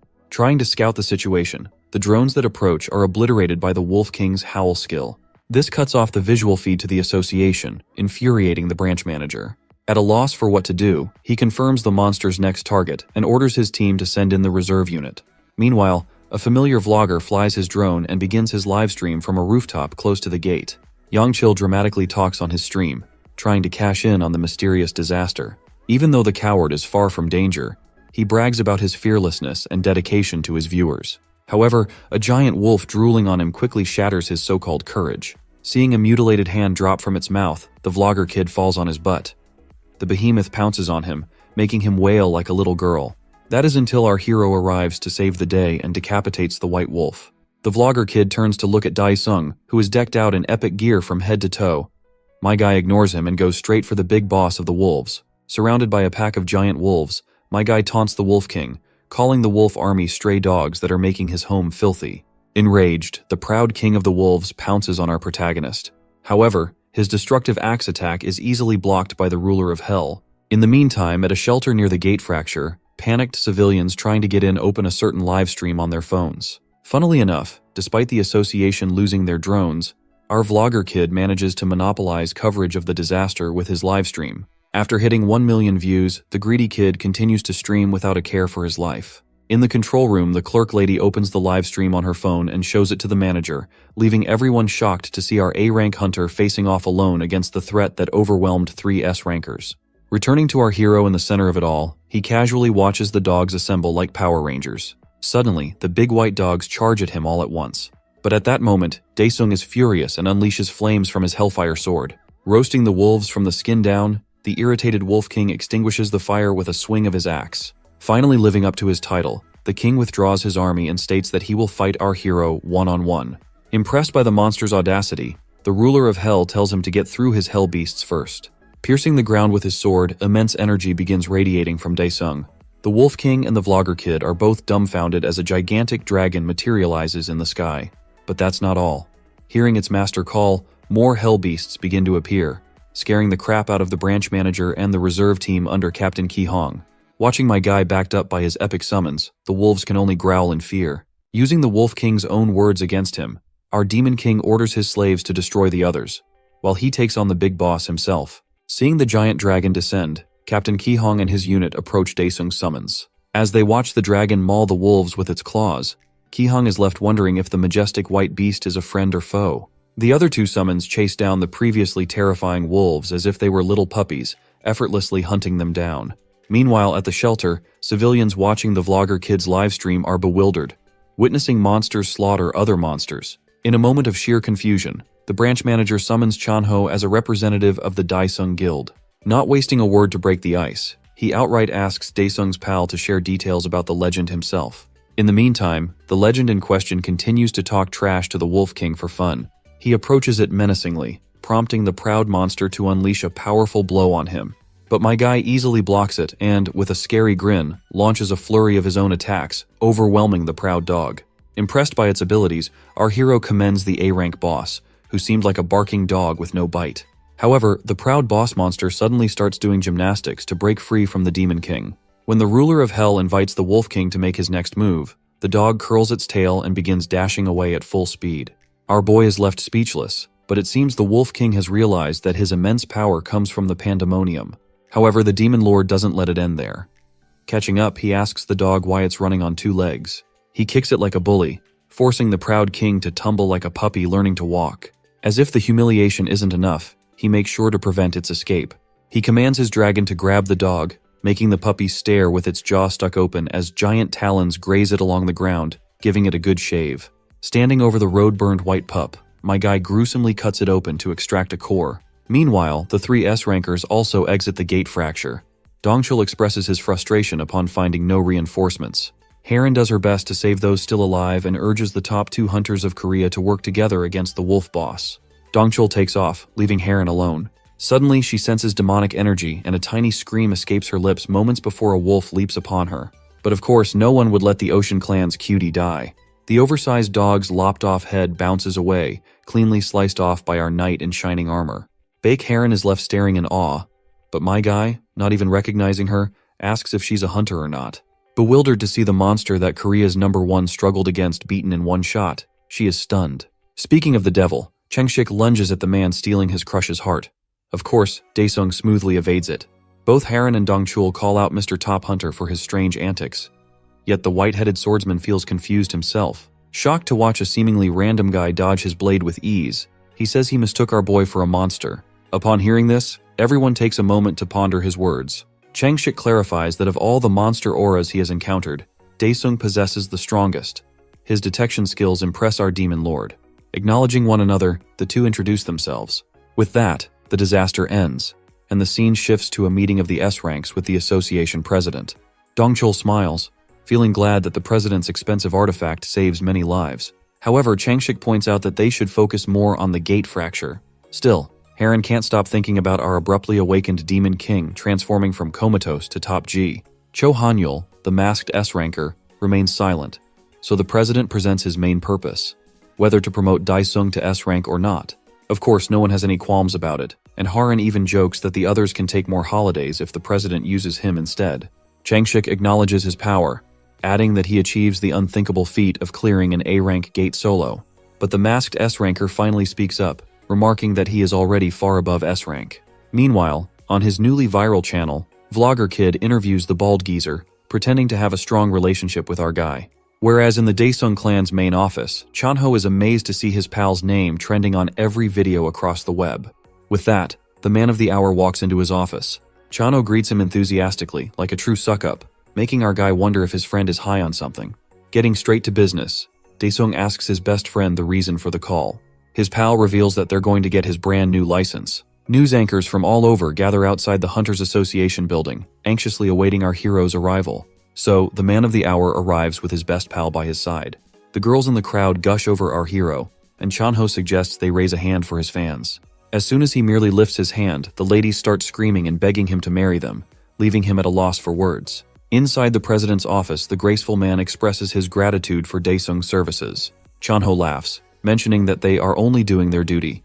With that, the president instructs his secretary to bring out the shiny new S-rank license. They stare in awe at the object most people never even get to see. Thus, the president congratulates our hero and offers him one demand that he will absolutely fulfill. Intrigued, our demon lord gets a genius idea to become a billionaire sitting at home. Confirming that anything goes, he mischievously grins and asks for unlimited access to all gates. This does not sit well with the clans, who are infuriated by him monopolizing all the gates. The president recalls Hanyul's advice, noting that they can't reject the most valuable hunter's conditions. Our guy humbly demands the right for his summons to solo gates. The graceful old man is baffled to hear that a single summon can clear a gate. The scene shifts to a goth girl, Ryu Seoyeon, browsing her computer. Seeing our protagonist all over the internet, the Fortress clan's Hell Witch becomes infatuated with him. Thinking she's found the one who can cure her, she shocks her father by leaving her room for the first time in 6 months. Seoyeon embarks on a search for her hero. Meanwhile, multiple representatives from the clans gang up on the branch manager like frustrated single mothers at a superstore. They complain that Daesung leaves no gates for the smaller clans, stealing their livelihoods. They stress that it's absolutely unfair. Watching this unfold, the manager, despite already expecting it, innocently asks what he can do for them. A solution arises to limit Daesung's attacks on high-rank gates and team up with them on A-rank ones. On the other hand, unaware of how many enemies he's made, our boy is busy losing games. Chanho repeatedly calls him, and he finally picks up. His best pal gives him an earful for not taking his calls, and our demon lord explains his extremely valuable preoccupation: gaming. But like a mother, Chanho instantly calls him out, forcing him to come to the clan building. Now in the clan office, his best friend tells our gamer about the complaints to adjust their gate monopoly. Chanho explains that the smaller guilds are going bankrupt thanks to Daesung summons stealing their jobs, so the Daesung clan can only take B-rank gates. The association also puts a restriction on tackling A-rank gates unless allied with another clan. Satisfied with the fortune he's made, Daesung simply tells his buddy to only bid on A-rank gates. Chanho humbly brags that with only 2 members to split, he's also balling with cash, and even bought the clan building with his share. With a mischievous smile, our Demon King tells his pal to only bid on the top-earning gates for maximum profit, impressing Chanho with his pro-business thinking. Switching up the conversation, he asks Chanho whether his gear has sold. But his best friend explains that it's hard to sell equipment that cannot use ether cores. Our boy, hoping to sell it and buy property for his family, wonders if it's possible to sell it somehow. Chanho tells him about Park Donghyuk, a legendary aura engineer. He adds that the man is an acquaintance of the Seoul clan leader, but Junyoung is unfortunately in prison, so that option is out. However, he recalls another person who might lead them to Donghyuk. The scene shifts to the Heart clan, using impressive teamwork to clear a C-rank gate now that our hero isn't sweeping every last one. But as they're about to leave, the leader spots some silhouettes approaching. It is none other than cheater number 14, who looks down upon the clan members. Grinning villainously, he orders his zombie squad to crush the hunters. Disturbed, the Heart clan members wonder if the attackers are human or not. Sensing intense danger, the leader shouts for everyone to prepare for a fight to the death. Yet moments later, their lifeless bodies lie scattered on the ground. Jincheol extracts the leader's aura and steals his appearance. The scene transitions to the new mansion of the Demon Lord. where his family is engrossed in a news broadcast. They learn that 12 individuals have been kidnapped, prompting his sister to jest about whether aliens are responsible for the abduction. Exhibiting the traits of a typical anxious mother, Daesung's mom expresses concern for her daughter's safety, advising her not to leave the apartment for a while. She then turns to her son, inquiring if he feels hungry. The demon lord, possessing a hearty appetite, requests that she brings him an abundance of meat. The scene shifts to an altar, where hearts are being roasted as if they are in an oven. The serial killer initiates a ritual alongside his minions. Jinchul steps forward, receiving a blessing from the killer. The resurrected cheater, number 14, seeks nothing but vengeance against the hero, firmly believing that his newfound powers will aid him in achieving this goal. Next, the scene transitions to a child playing with a football. Suddenly, a large hole opens up in the ocean, drawing his curiosity. His parents rush in, preventing him from approaching the dangerous opening. A crowd gathers, engaged in heated discussions about the unexpected appearance of a gate in such a peculiar location. The clerk lady receives the news and promptly reports it to the branch manager. The manager grows anxious, recognizing it as the most challenging maritime-type A-ranked gate they have encountered to date. He inquires whether the clerk has sent requests to each clan for their cooperation. She informs him that all 5 top clans have placed bids, noting the unusual detail that all bids include the same conditions. To clarify the situation, it is revealed that Dongchul had recently visited Daesung's building to meet with his director, Chanho. Dongchul presents a proposal, suggesting a joint raid on the gate. Suddenly, Changshik enters and joins the discussion. Chanho appears perplexed as he sees all these S-rankers arriving at his building unexpectedly.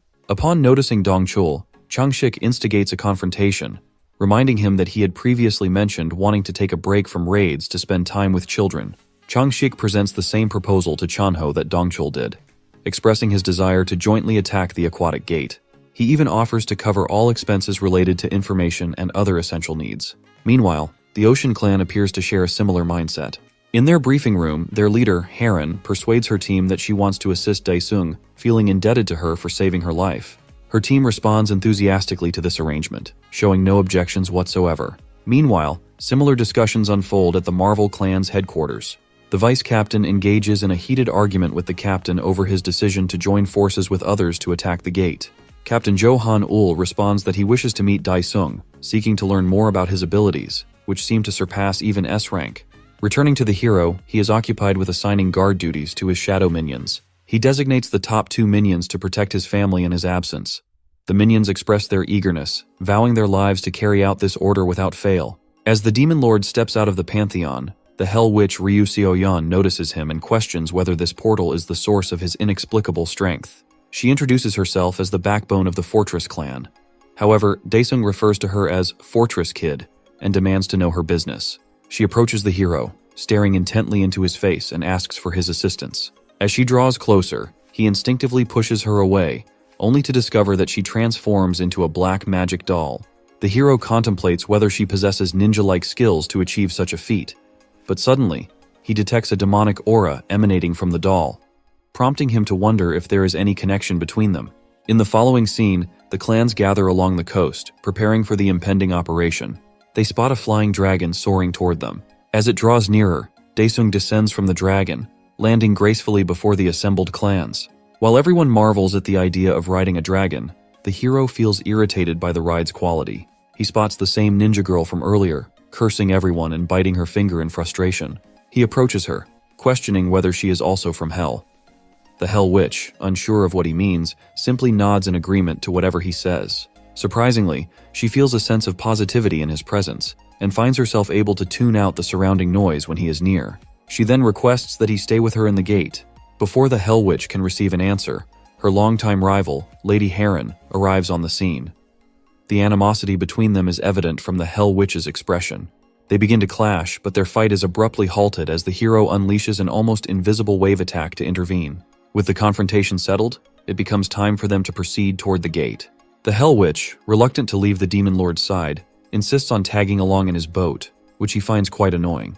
The atmosphere grows tense, as the serial killer has just joined the fray, likely intending to interfere with the hero's plans, perhaps even targeting his brain. As the boats pass through the gate, the atmosphere thickens further, and dark clouds blanket the sky. Lady Heron activates her detection skill, which is renowned among the people for its effectiveness. She senses the approach of monsters and quickly readies everyone for an attack. However, instead of encountering hideous creatures, The hunters find themselves face to face with adorable little spirits, so charming that no one perceives them as a potential threat. Suddenly, they are struck by a massive wave of water, and a colossal Queen Giger monster emerges from beneath the ocean's surface. The mere sight of the terrifying creature sends most of the hunters into a state of panic. The monster unleashes countless tentacles, seizing control of the white spirits and using them to pull the hunters toward it. Fortunately for them, the hero draws his dagger and intervenes, saving them from certain doom. All he desires is to return home quickly, and the fastest way to accomplish this is by defeating the boss monster. Suddenly, the creature dives back into the depths and disappears from sight. Daesung, albeit reluctantly, turns to the Hell Witch, seeking her assistance in exchange for resolving her own dilemma. He assigns her the task of capturing the monster and luring it out from its hiding place. She promptly agrees to his request and sets off to fulfill her task. Meanwhile, the hero calls over the Ocean Clan leader, asking her to handle the flying monsters. Harem, initially confused by his words, soon looks up and spots a swarm of bugs descending upon them from the sky. As everyone engages in battle with the monsters, Jinchul busies himself with an evil scheme. He activates his stealth technique, going into hiding as he declares his mission to be the hunt for the hunters. The Hell Witch, having made her preparations, dives into the ocean, ready to prove herself. The scene transitions to a coffee shop where Choyoung has been invited by Chanho. Upon his arrival, he finds her already there, waiting ahead of time. They exchange formal introductions, establishing a courteous atmosphere. Meanwhile, the scene shifts back to the confrontation, where the Hell Witch employs her scent skill to draw the monster back to the surface. Daesung sprouts wings from his back and unsheathes his sword, dashing toward the beast. His system alerts him that his Flame King's breath skill has been modified, allowing the cloud of flames to precipitate. Without hesitation, he activates the skill, launching a massive ball of fire directly into the monster's mouth. The monster quickly snaps its mouth shut, wondering if it has captured something. Within seconds, blisters erupt across its body, culminating in a massive explosion. The Hell Witch, witnessing the spectacle, realizes that the hero exceeds her expectations. She shouts at him to uphold his part of the promise and fix her. Our hero responds, asking her to wait a little longer, as there are still some monsters remaining to deal with. Meanwhile, Harem remains occupied, fending off the attacks of the sky monsters. She employs her aura skill to boost her team's morale and strength. At the same time, Jinchul's team readies their nefarious plan. Jincheol steps onto Harem's boat, deciding first to eliminate the celebrity before seeking his revenge against the hero. As Jincheol approaches Lady Harem, he senses an ominous presence closing in on the boat. His anxiety spikes when he realizes it is Daesung. Irritated, the hero strides toward Lady Harem's boat, questioning her about the status of her progress. Lady Harem responds that she is doing her utmost to handle the situation. As Daesung nears her, resurrected cheater number 14 seizes the perfect opportunity to strike, aiming to kill him and finally exact his revenge. Just as resurrected cheater number 14 thinks this, the hero's Saju eyes activate, a skill that detects all hostile targets within a 1-kilometer radius. He switches to Scorching Flame mode, launching a fireball that targets not only the monsters, but also Jinchul's team. Chaos ensues among the Ocean Clan as they find their comrades suddenly under attack. Harem demands an explanation from the hero, but before he can respond, Jinchul materializes before them. The attack has neutralized his stealth skill, and he seethes with anger at the hero for the disruption.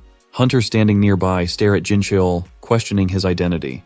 Daesung asks him if he is a sea monster who somehow survived that day, but all the resurrected cheater seeks is revenge.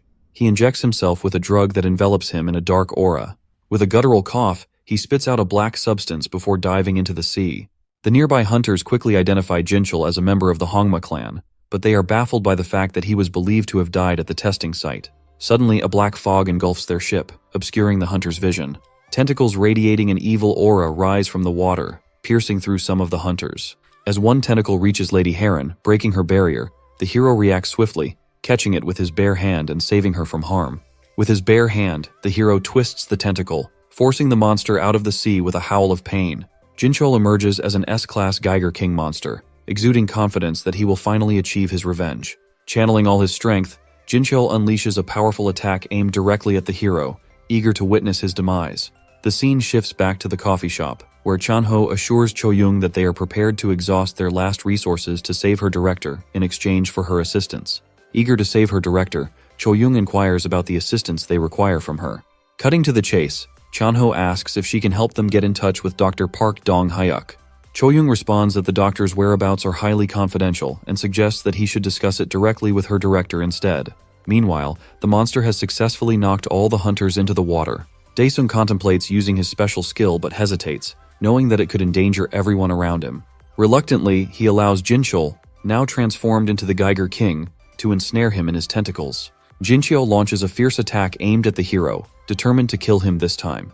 The Ocean Clan members stand petrified, but suddenly they spot the hero soaring above them, ready to confront the impending danger. Surprised, Haran asks the hero how he managed such a feat, but Daesung warns her to stay clear of his attacks if she wants to survive. Dashing through the air, the hero activates his extreme fury skill, creating a blazing zone of fire.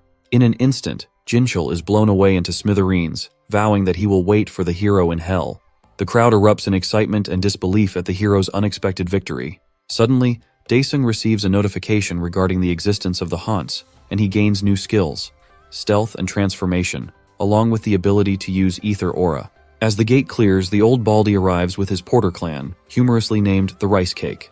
This time, he isn't alone. The live streamer has also joined them, and to everyone's surprise, he now boasts 1 million subscribers. He shares his first experience as a porter at the Aquatic Gate, introducing the Baldy to his viewers. One viewer, genuinely impressed with his videos, sends a donation of 100,000, boosting the excitement in the chat. The scene now shifts to the Fortress Clan's training center, where the Hell Witch has dragged the Demon Lord along to help her eliminate some ghosts. In a playful act of annoyance, he flicks her forehead, which only serves to irritate her further. My guy explains to her that there are no ghosts present, only a magic spell that he has suppressed for the time being. Curious, he then asks how and from where she acquired such a magic seal. The Hell Witch beams with pride as she admits that she has entered an awakening portal. She requests him to keep it a secret, and elaborates that sometimes an awakening portal materializes within a monster gate. Driven by her desire to awaken, she explains that she took the perilous risk of entering a portal she stumbled upon, fully aware of the dangers involved. Daesung ponders whether Hell has similar portals of its own. Suddenly, he receives an emergency alert from the Pantheon, indicating that a celestial being has invaded the Ghost King's territory, compelling him to respond immediately. He informs the Hell Witch that their deal has been addressed and prepares to take his leave. Meanwhile, in a prison cell, a visitor arrives to see Captain Jun Young. As the door swings open, Cho Young stands before him, ready to discuss matters of significance. Cho Young's presence brings a sense of peace to Captain Jun Young, who is relieved to see her in good health. She inquires about Dr. Park and his whereabouts. The captain provides her with the details, suggesting that he may have a method to restore her damaged aura. However, he warns her to remain cautious around him, as he might be connected to Hongma. Back at the Pantheon, as the Demon Lord enters, he receives a notification indicating that his servant has joined him. Curious about who it could be, he turns to find the Hell Witch standing behind him. Taken aback, he asks her how she managed to get in. Seoyeon eagerly expresses her desire for him to be her master and to train her in magic. The Demon Lord checks the girl's status panel, feeling irritation rising within him, as she might prove to be a hindrance to his plans. It turns out that the one who placed the magic seal on the girl had registered her as a servant, and by overriding that seal, the Demon Lord has now made her his servant. Although he is initially reluctant, he sees no way out and decides to take her with him to the Ghost King's territory. As the teleportation takes effect, he finds himself chained against a wall. The Hell Witch looks around, marveling at the equipment scattered on the table. Daesung calls out to her, requesting her help to break free, explaining that his power is sealed within the chains, rendering him unable to escape. She responds that she will give it a try, and to his surprise, she quickly frees him from the chains. Curious, the Demon Lord asks how she accomplished it. She proudly reveals a key she forged using her magic, demonstrating her skill as if it were a simple task. Our hero peeks through the window and points out a monster to his servant, identifying it as the head jailer known as the Wraith Collector. The Hell Witch requests permission to handle the monster on her own. The scene shifts to a garage, where Cho Young arrives in a car and invites Chanho to join her, offering to take him to Dr. Park's lab. Meanwhile, Dr. Park is engrossed in reading the headlines when he comes across news regarding his minion Jinchul. However, he remains unfazed, knowing he has cultivated more than enough samples to spare. His laptop pings with an alert, notifying him of Cho Young's entry into the building, and he feels a sense of satisfaction at her arrival. It becomes clear that he had been anticipating her visit, even referring to her as his test subject. Returning to our duo in the Ghost King's domain, the Hell Witch releases a barrage of debuffs, utterly disabling the Warden. As it collapses to its knees, our Demon King swiftly puts an end to its life. With their first quest completed, Daesung receives a skill point meant for Seoyeon. The goth girl boasts about how her skills have improved in Hell. Paying no attention, our boy tells her to keep her dolls ready since the danger will only escalate. Surprised that her master already knows all her abilities, she skips along behind him, carefree. They soon arrive at the tomb maze and are given another quest. Standing before the life-draining maze, the ruler of hell claims to have the layout committed to memory. But as a precaution, he asks Seoyeon for one of her dolls. When she asks about its purpose, he informs her that he'll call her once he's on the other side. Unaware that he's fully prepared to sacrifice her as well, she teases him for being such a considerate guy. Once again ignoring her annoying remarks, my guy prepares to conquer the maze. He charges forward, dashing straight through the wall, triggering the traps and activating the life-draining effect. Aging faster than anticipated, our Demon King presses on regardless, sliding beneath a prison guard's attack like a seasoned pro. Spotting the exit, he sprints to the final stretch. Unaware of the ambush, he is attacked by another prison guard, forcing him to counter, which further drains his life force. Locked in place, he watches as thorny vines shoot towards him. Determined not to die, our hero seemingly vanishes. Meanwhile on Earth, Choyoung and Chanho park outside Dr. Donghyuk's lab. Chanho is surprised by how difficult the lab is to find. Choyoung shares that she's visited it once in the past. The two then find a massive elevator at the entrance. Suddenly the shutter opens, revealing the doctor's creepy assistant, Nam Jae-woo, who greets them. Back in hell, our goth witch, busy playing with magic, suddenly hears her master's voice calling out to her. After hearing for what seems like the millionth time that she needs to teleport, she confirms her mission and teleports. She appears in front of a monster, ready to strike, but Daesung quickly tells her to relax and reveals it's him, transformed. Despite her unease, he continues to unlock the stairs, leading underground to the Ghost King's hall. Our demon lord finally receives the quest to defeat the big boss himself. The two quietly sneak into the boss's room, but seeing the monster already transformed, he panics, realizing they might be just a bit too late. Turns out the heavenly corruption has transformed the Ghost King, so our transformed hero explains some complicated reason why his current body cannot kill the boss. Instead, he looks to the Hell Witch's skills, and without hesitation levels up her suicidal instant kill attack. She looks in amazement as a panel shows her ultimate success rate increasing, though the death penalty is highlighted in bold. Like a kid receiving a birthday present, the Hell Witch is overjoyed. Without any concern for her safety, my guy instructs her to use it on the Ghost King. Hearing our boy cheer her on with confidence, Seoyeon, completely unfazed by the risk of dying, happily agrees and prepares a voodoo doll. The cruel Demon King watches closely, shamelessly hoping she completes his mission for him. Moments after she snatches the doll's life, the Ghost King collapses to the ground with a loud thud.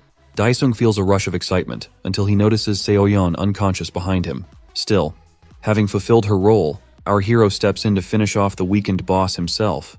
Buffing himself with blood neutralization, he predicts the boss's next move and charges confidently to end the life of his former subordinate. But as their swords collide, his weapon is sent flying. To his dismay, his chest is pierced, and his soul is absorbed into the sword of sin. With that, the Ghost King claims victory, mocking his seemingly dead opponent. Meanwhile on Earth, Choyoung apologizes to the doctor's assistant for bringing an uninvited guest. Surprised, the creepy scientist innocently asks who it is. Speeding in on his awesome sports car, the man in question makes his epic entrance. Choyoung introduces Korea's number 5 Hunter and Marvel clan leader. Cho Hanyul humbly expresses his wish to collaborate with Dr. Donghyuk, as both share an expertise in aura engineering. Though Jae-woo inwardly curses the man for disrupting his plans, he keeps his composure and introduces himself to the masked S-ranker. However, Hanyul savagely ignores him and greets Chanho and Choyoung instead. Without wasting time, the Seoul clan lady instructs the creepy assistant to take them straight to the doctor. Believing Choyoung brought Hanyul along as a bodyguard, Jae-woo's desire to mess her up with experiments only intensifies. Leading them to a room in the lab, he instructs them to wait, and leaves. Sensing something off, Chanho remarks how the place doesn't feel like a typical lab. Out of caution, the Marvel clan leader advises his group to wear aura protectors. Choyoung explains that Junyoung had suggested she bring Hanyul for extra security, reminding Chanho that he could have just asked the masked aura engineer for help as well. Suddenly, gas begins seeping into the room. Hanyul's alarm bells ring instantly, recognizing it as a trap. He slams his shoulder into the locked doors, breaking them open with sheer force. The three burst out, only to be confronted by an army of mutated orcs. Without hesitation, Hanyul materializes a violet blade and a flashy aura whip, cutting through the oncoming horde with ease. Worried, Chanho and Choyoung ask why monsters are roaming free, but the clan leader recognizes the sinister nature of the trap. Observing from a screen, the creepy assistant sneers, thrilled to test his enhanced experiments on the hunters now marked by gas. Meanwhile, the ruler of hell lives on inside the Sword of Sins, As new souls enter, the ghouls rush in to devour them, unaware that our boy has regained his original body. With a face more terrifying than the monsters, he declares that they will be the ones devoured instead. Outside, the Ghost King approaches his unconscious slave. Just as he raises his sword to strike her down, the sword takes control of him. He looks on in confusion as the weapon begins to speak, before suddenly turning on him, thrusting into the Ghost King exactly as he had apparently defeated Daesung. Receiving a taste of his own medicine, the Ghost King is banished into his own sword, marking the end of this mission full of plot twists. Daesung scratches his head, irritated at having to fix every little problem in hell. Suddenly, an explosion goes off, revealing his final opponent. Staring directly into his eyes, the weird celestial being possessing the Ghost King asks who he is. Displeased, our Demon King mocks the creature for daring to ask questions after invading his domain. Realizing he stands before the ruler of hell, the light creature launches its attack. Effortlessly evading the attack, our Demon King slices off the celestial being's arm. Watching the torture unfold, the demons eagerly beg their ruler to deliver punishment on their behalf. Hearing him talk to the demons, shocked, the celestial being is unable to comprehend how anyone other than Heaven's Supreme One can communicate with the banished race. Intrigued by the mention of Heaven's Supreme One, our hero's interest peaks. However, their conversation is abruptly cut short as chains suddenly bind the divine creature, which begins to beg for forgiveness for its failure. But Heaven's apostles, cold and indifferent, show no mercy. The weird soap opera confuses my guy, who questions why the chanting apostles are executing their own kind. But they ignore him. Infuriated, he flies in and slices all three with one swing. So the creature stares in horror at someone killing the apostles with such ease. But a few moments later, it cries in pain as blood spews out of its wound. The system announces the completion of the quest. After shedding tears over being abandoned by the Supreme One, the celestial being shrivels up before Daesung's eyes, eventually transforming into an infant. Stunned, our guy silently watches as the baby then turns into an egg. Unsure of what to do next, he picks up the egg, contemplating whether to crack it open. Just then, a panel appears, revealing that the egg will hatch into a demonic beast worthy of serving our Demon King. Intrigued, he immediately begins the hatching process. The egg is engulfed in flames, and a 1-hour countdown appears. Meanwhile, back in the lab on Earth, Chanho questions why Jae-woo would commit such heinous acts. Receiving no reply, Cho-young asserts that Jae-woo has taken over the lab for his inhumane experiments, and likely keeping Dr. Dong-hyuk hostage. Just as they piece things together, one of the experiment subjects spots them. Staring at the grotesque monstrosity, the other two are horrified. Han-yul quickly realizes it's the result of a human-monster fusion experiment. The creature, with its twisted human head drooling, mutters about wanting Cho-young's head instead of its monstrous one. Seizing the opportunity, Cho-young shoots the abomination to distract it, giving the clan leader the perfect opening. With a swift and powerful attack, he blows away the monstrous head. This infuriates the orc guy. When Han-yul tries to attack him again, he pummels him with his giant mace, launching the masked hunter into a wall. Seeing Cho-young fire at him, the orc guy drools at the thought of having her head on his body again. Meanwhile, in the Pantheon, Seo-yeon anxiously keeps watch over Daesung's egg until it finally hatches, revealing a fairy-like creature. The tiny being floats up and asks who its master is. However, Daesung wastes no time and instead presses it for information about its kind, the heavenly beings. To his frustration, the floating pet claims to have no memory of heaven. Annoyed by how useless his prize seems, our Demon King starts reaching for his sword. But Seo-yeon, who has always wanted a pet, pleads with him not to kill it. She quietly urges the little creature to prove its value if it wishes to be spared. Eager to oblige, it summons a celestial store.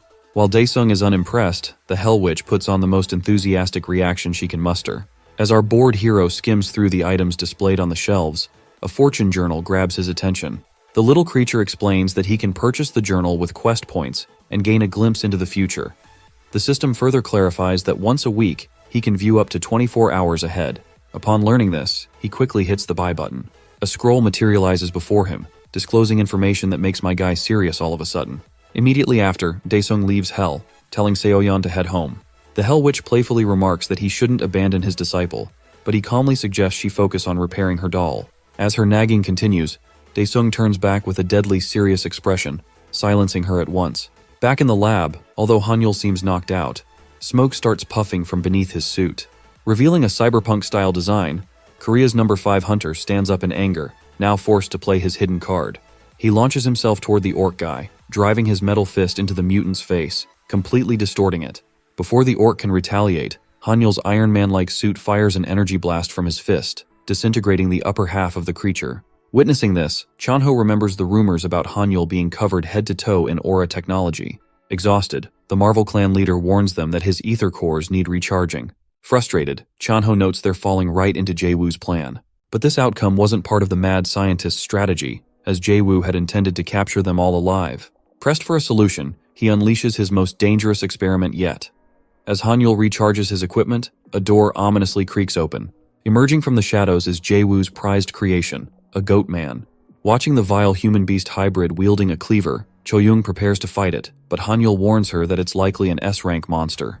The masked hunter and the grotesque goat man lock eyes before our cyberpunk hunter begins the battle. Hanyul's fist nearly strikes the creature's face, but the monster effortlessly dodges. Goatman seizes his wrist, making Hanyul realize it's faster than him. With brute force, the monster hurls him away, tearing off his heavily armored wrist with its sheer strength. Chanho watches in disbelief as Cho-young fearlessly charges at the monster, dagger in hand. As expected, the creature vanishes, teleporting behind her and sending her crashing into a wall. Luckily, the Marvel clan leader's aura protector activates just in time to save her. Refusing to go down easily, the S-rank hunter seizes the distraction to charge an energy beam with his remaining hand. Unfortunately, the goatman leaps from wall to wall like a ninja, slicing through his remaining hand before forcefully stomping Korea's number 5 hunter into the ground. This enrages our boy Chanho, who commands the grotesque goatman to halt its assault. Goatman teleports right into Chanho's face, laughing at what it perceives as a weakling trying to act brave. Putting on a strong front, Chanho boasts that he knows someone who would easily slaughter the ugly creature. Unfazed, the goatman brings its cleaver down on him, only to have the blow intercepted by an amorphous shadow. To everyone's astonishment, the figure that emerges from the shadow is our boy Dae-sung. While he jokes with Chanho about whether he's still alive, the goatman attempts to finish off Cho-young. However, our demon lord sends forth another shadow to block the monster's lethal strike. Drawing the goatman's attention, our hero tests out his new stealth skill, rendering himself invisible. The bewildered goat looks around in a panic before unleashing a deafening howl to locate him through sound. Dae-sung finds it impressive how the goat behaves more like a bat. Meanwhile, from his control room, Jae-woo grows frustrated at the sight of such a significant threat to his plans. As a last resort, he presses the large red forbidden button to unleash his chimeras. The lab system announces that it will self-destruct in half an hour after releasing the poisonous chimeras. Reluctantly, Jae-woo abandons his lab, confident that even the strongest hunter will fail against his creations. Upon hearing the announcement, our hunter squad finds themselves surrounded by a horde of mutated human-monster hybrids. Cho-young observes that the lab has turned into a monster factory under the creepy scientist's rule. Out of nowhere, Hanyul explains that the creatures were probably created by injecting humans with awakening ampules. Regardless, seeing their former bodyguard incapacitated, Chanho turns to his friend for assistance. At first, our Demon King thinks about burning everything to the ground, but ultimately decides to transport everyone to the Ghost King's territory. All 3 of his companions stand in awe of his incredible powers. Yet, the ruler of Hell doesn't stop there. He summons his army of ghosts and commands them to annihilate his enemies. The 2 armies collide in a brutal battle. Dae-sung reassures his squad that they are safe before vanishing once more. Meanwhile, in the lab, Jae-woo heads out through an elevator. To his shock, it malfunctions. Shadows creep in from the door, where our hero peeks at him. The mad scientist is left paralyzed, staring at his arch-nemesis standing directly before him. Like a true madman, Jae-woo begins grinning and invites our demon lord to end his life. Grabbing him by the collar, my guy demands to know his motivations behind the mutant experiments. Jae-woo stands dumbfounded, so our hero activates his newly acquired skill, Ghost Eyes, to delve into the madman's mind. Inside, he witnesses the past, where Jae-woo nearly perishes under the gaze of a giant floating eye. A few memories of the Jinchul experiments flash by, revealing a masked bishop apparently granting Jae-woo access to Hans's body after he offers sacrifices. Having seen enough, my guy slams him into the wall. Realizing that the mad scientist traded countless innocent lives to extend his own lifespan, Dae-sung decides to punish him personally for the rest of his long existence. With only 1 minute left until the lab implodes, a goat man in a white coat suddenly appears, using a master key to halt the self-destruct sequence. To his surprise, our hero pops up from behind. He is confused to find another goat hybrid, who introduces himself as Dr. Dong-hyuk. A few moments later, our hunter squad gathers to meet the doctor. He expresses his regret and accepts responsibility for everything. The goat doctor also confirms that there is enough evidence to prosecute his mad assistant. Like kids who judge every strange person they see, Chanho whispers that he can't believe that it's the doctor, but Cho-young confirms that his voice matches. However, Hanyul is fascinated that the doctor's mind is intact even after fully fusing with a monster. but the doctor is far more impressed by his cyborg body. The goat doctor recalls Cho-young's aura injury and mentions having an ampule that might completely cure her. But our hero interrupts, asking the question on everyone's mind. What did he do to end up as a goatman? Dong-yuk's face pales as he reveals that he was the first test subject for monster fusion. He justifies his actions by explaining that he saw it as the only way to confront increasingly formidable monsters. Thus, he and Jae-woo experimented on terminally ill patients. He explains that due to an accident during the experiment, his original body was lost despite the test's success. But Dae-sung expresses his annoyance at the doctor being completely ignorant about Hans. When Chanho asks who they are, our hero explains that the cult is responsible for the strange gates appearing recently. Meanwhile, Jae-woo awakens to find himself naked and restrained in hell. He begins to panic, shouting for someone to kill him. However, one of the Ghost King's prison guards readies his heated blades, preparing to skin the wretched man alive for eternity. The scene shifts to the Hans's meeting point, where all 4 bishops are engaged in a serious discussion. The Eastern Bishop, Elheim, informs his comrades of an unexpected incident that has taken place in the East. The other bishops, particularly the Southern Bishop named Azar, express a keen interest in hearing more about the situation. Elheim gets straight to the point, revealing that he has lost 2 of the Dimension Takers he had authorized in Korea. The other bishops begin to debate the possibility of such an occurrence, arguing over the implications and likelihood of something like this happening. The Southern Bishop requests that all the others deploy their highest-grade Dimension Taker to address this unexpected threat. He stands up, expressing his desire to handle the matter personally. Elheim urges him to calm down and questions why he didn't take care of the situation himself. In response, Azar challenges the Eastern Bishop, asking if he doubts his capability to manage what he considers a mere awakened individual. In response, the Eastern Bishop explains that the individual Azar is referring to is not just an awakened aura user, leaving all his comrades momentarily stunned. Meanwhile, the president of the Hunters Association is meeting with the branch manager. The manager informs him that based on his investigations, a group known as Hans is responsible for all the kidnappings that have been occurring.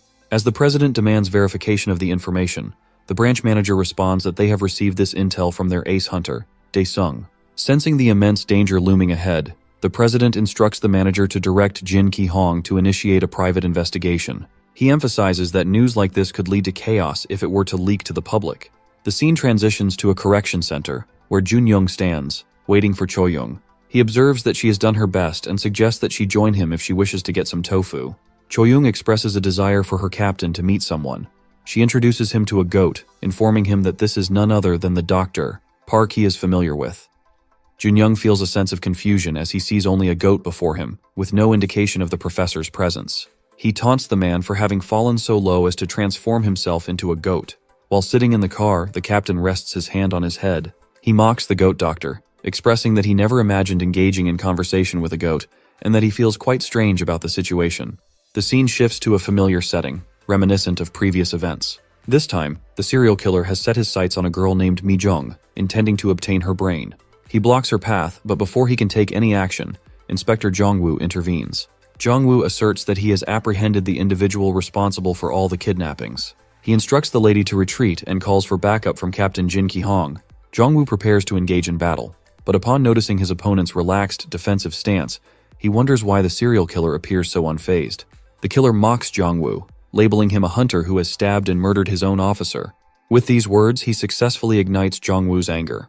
Jong-woo reflects that this killer is connected to Lee Seok-woo, and shouts that he should have been the one to eliminate him with his own hands. In saying this, he unleashes a barrage of attacks at the killer, who dodges them effortlessly, reminiscent of Iruma-kun, the human boy attending a demon school, possessing just one ultimate dodging skill. In his fury, Jong-woo pours all his strength into his attacks, yet to his astonishment, the serial killer effortlessly catches his blade with his bare hand.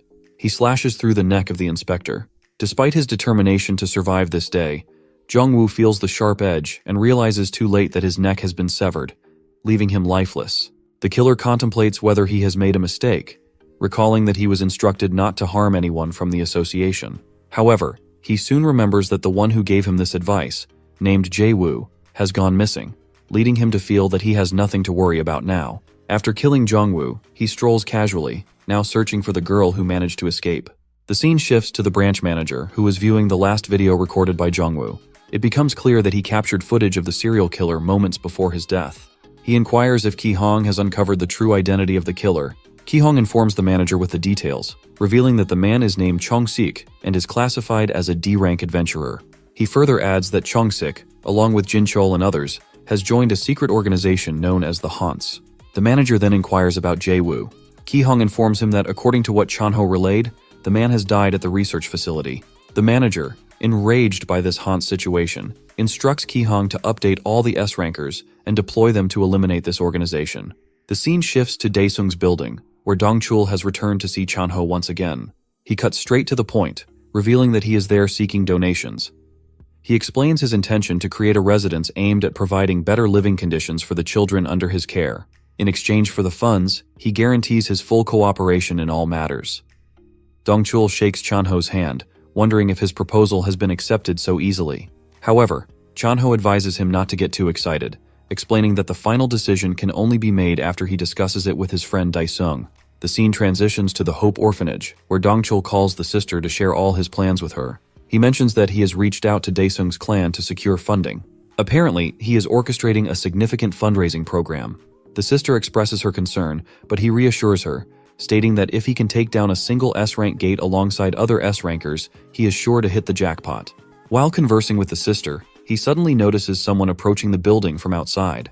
Instinctively, he urges the sister to act quickly and get everyone, including herself, into hiding inside the monster shelter, as he senses a grave danger looming and making its way toward him. The urgency in his expressions leaves no room for hesitation, highlighting the seriousness of the situation. As he steps outside, he finds a blonde-haired, muscular guy calmly walking toward him. Dong-chul doesn't waste a second. He immediately initiates a high jump attack from above.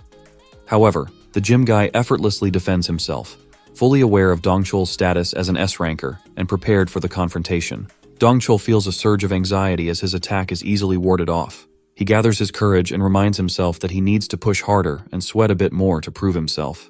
However, the muscular guy retaliates by attacking Dong-chul from a distance, creating a sense of discomfort for him, as he realizes that his opponent is adept at ranged combat.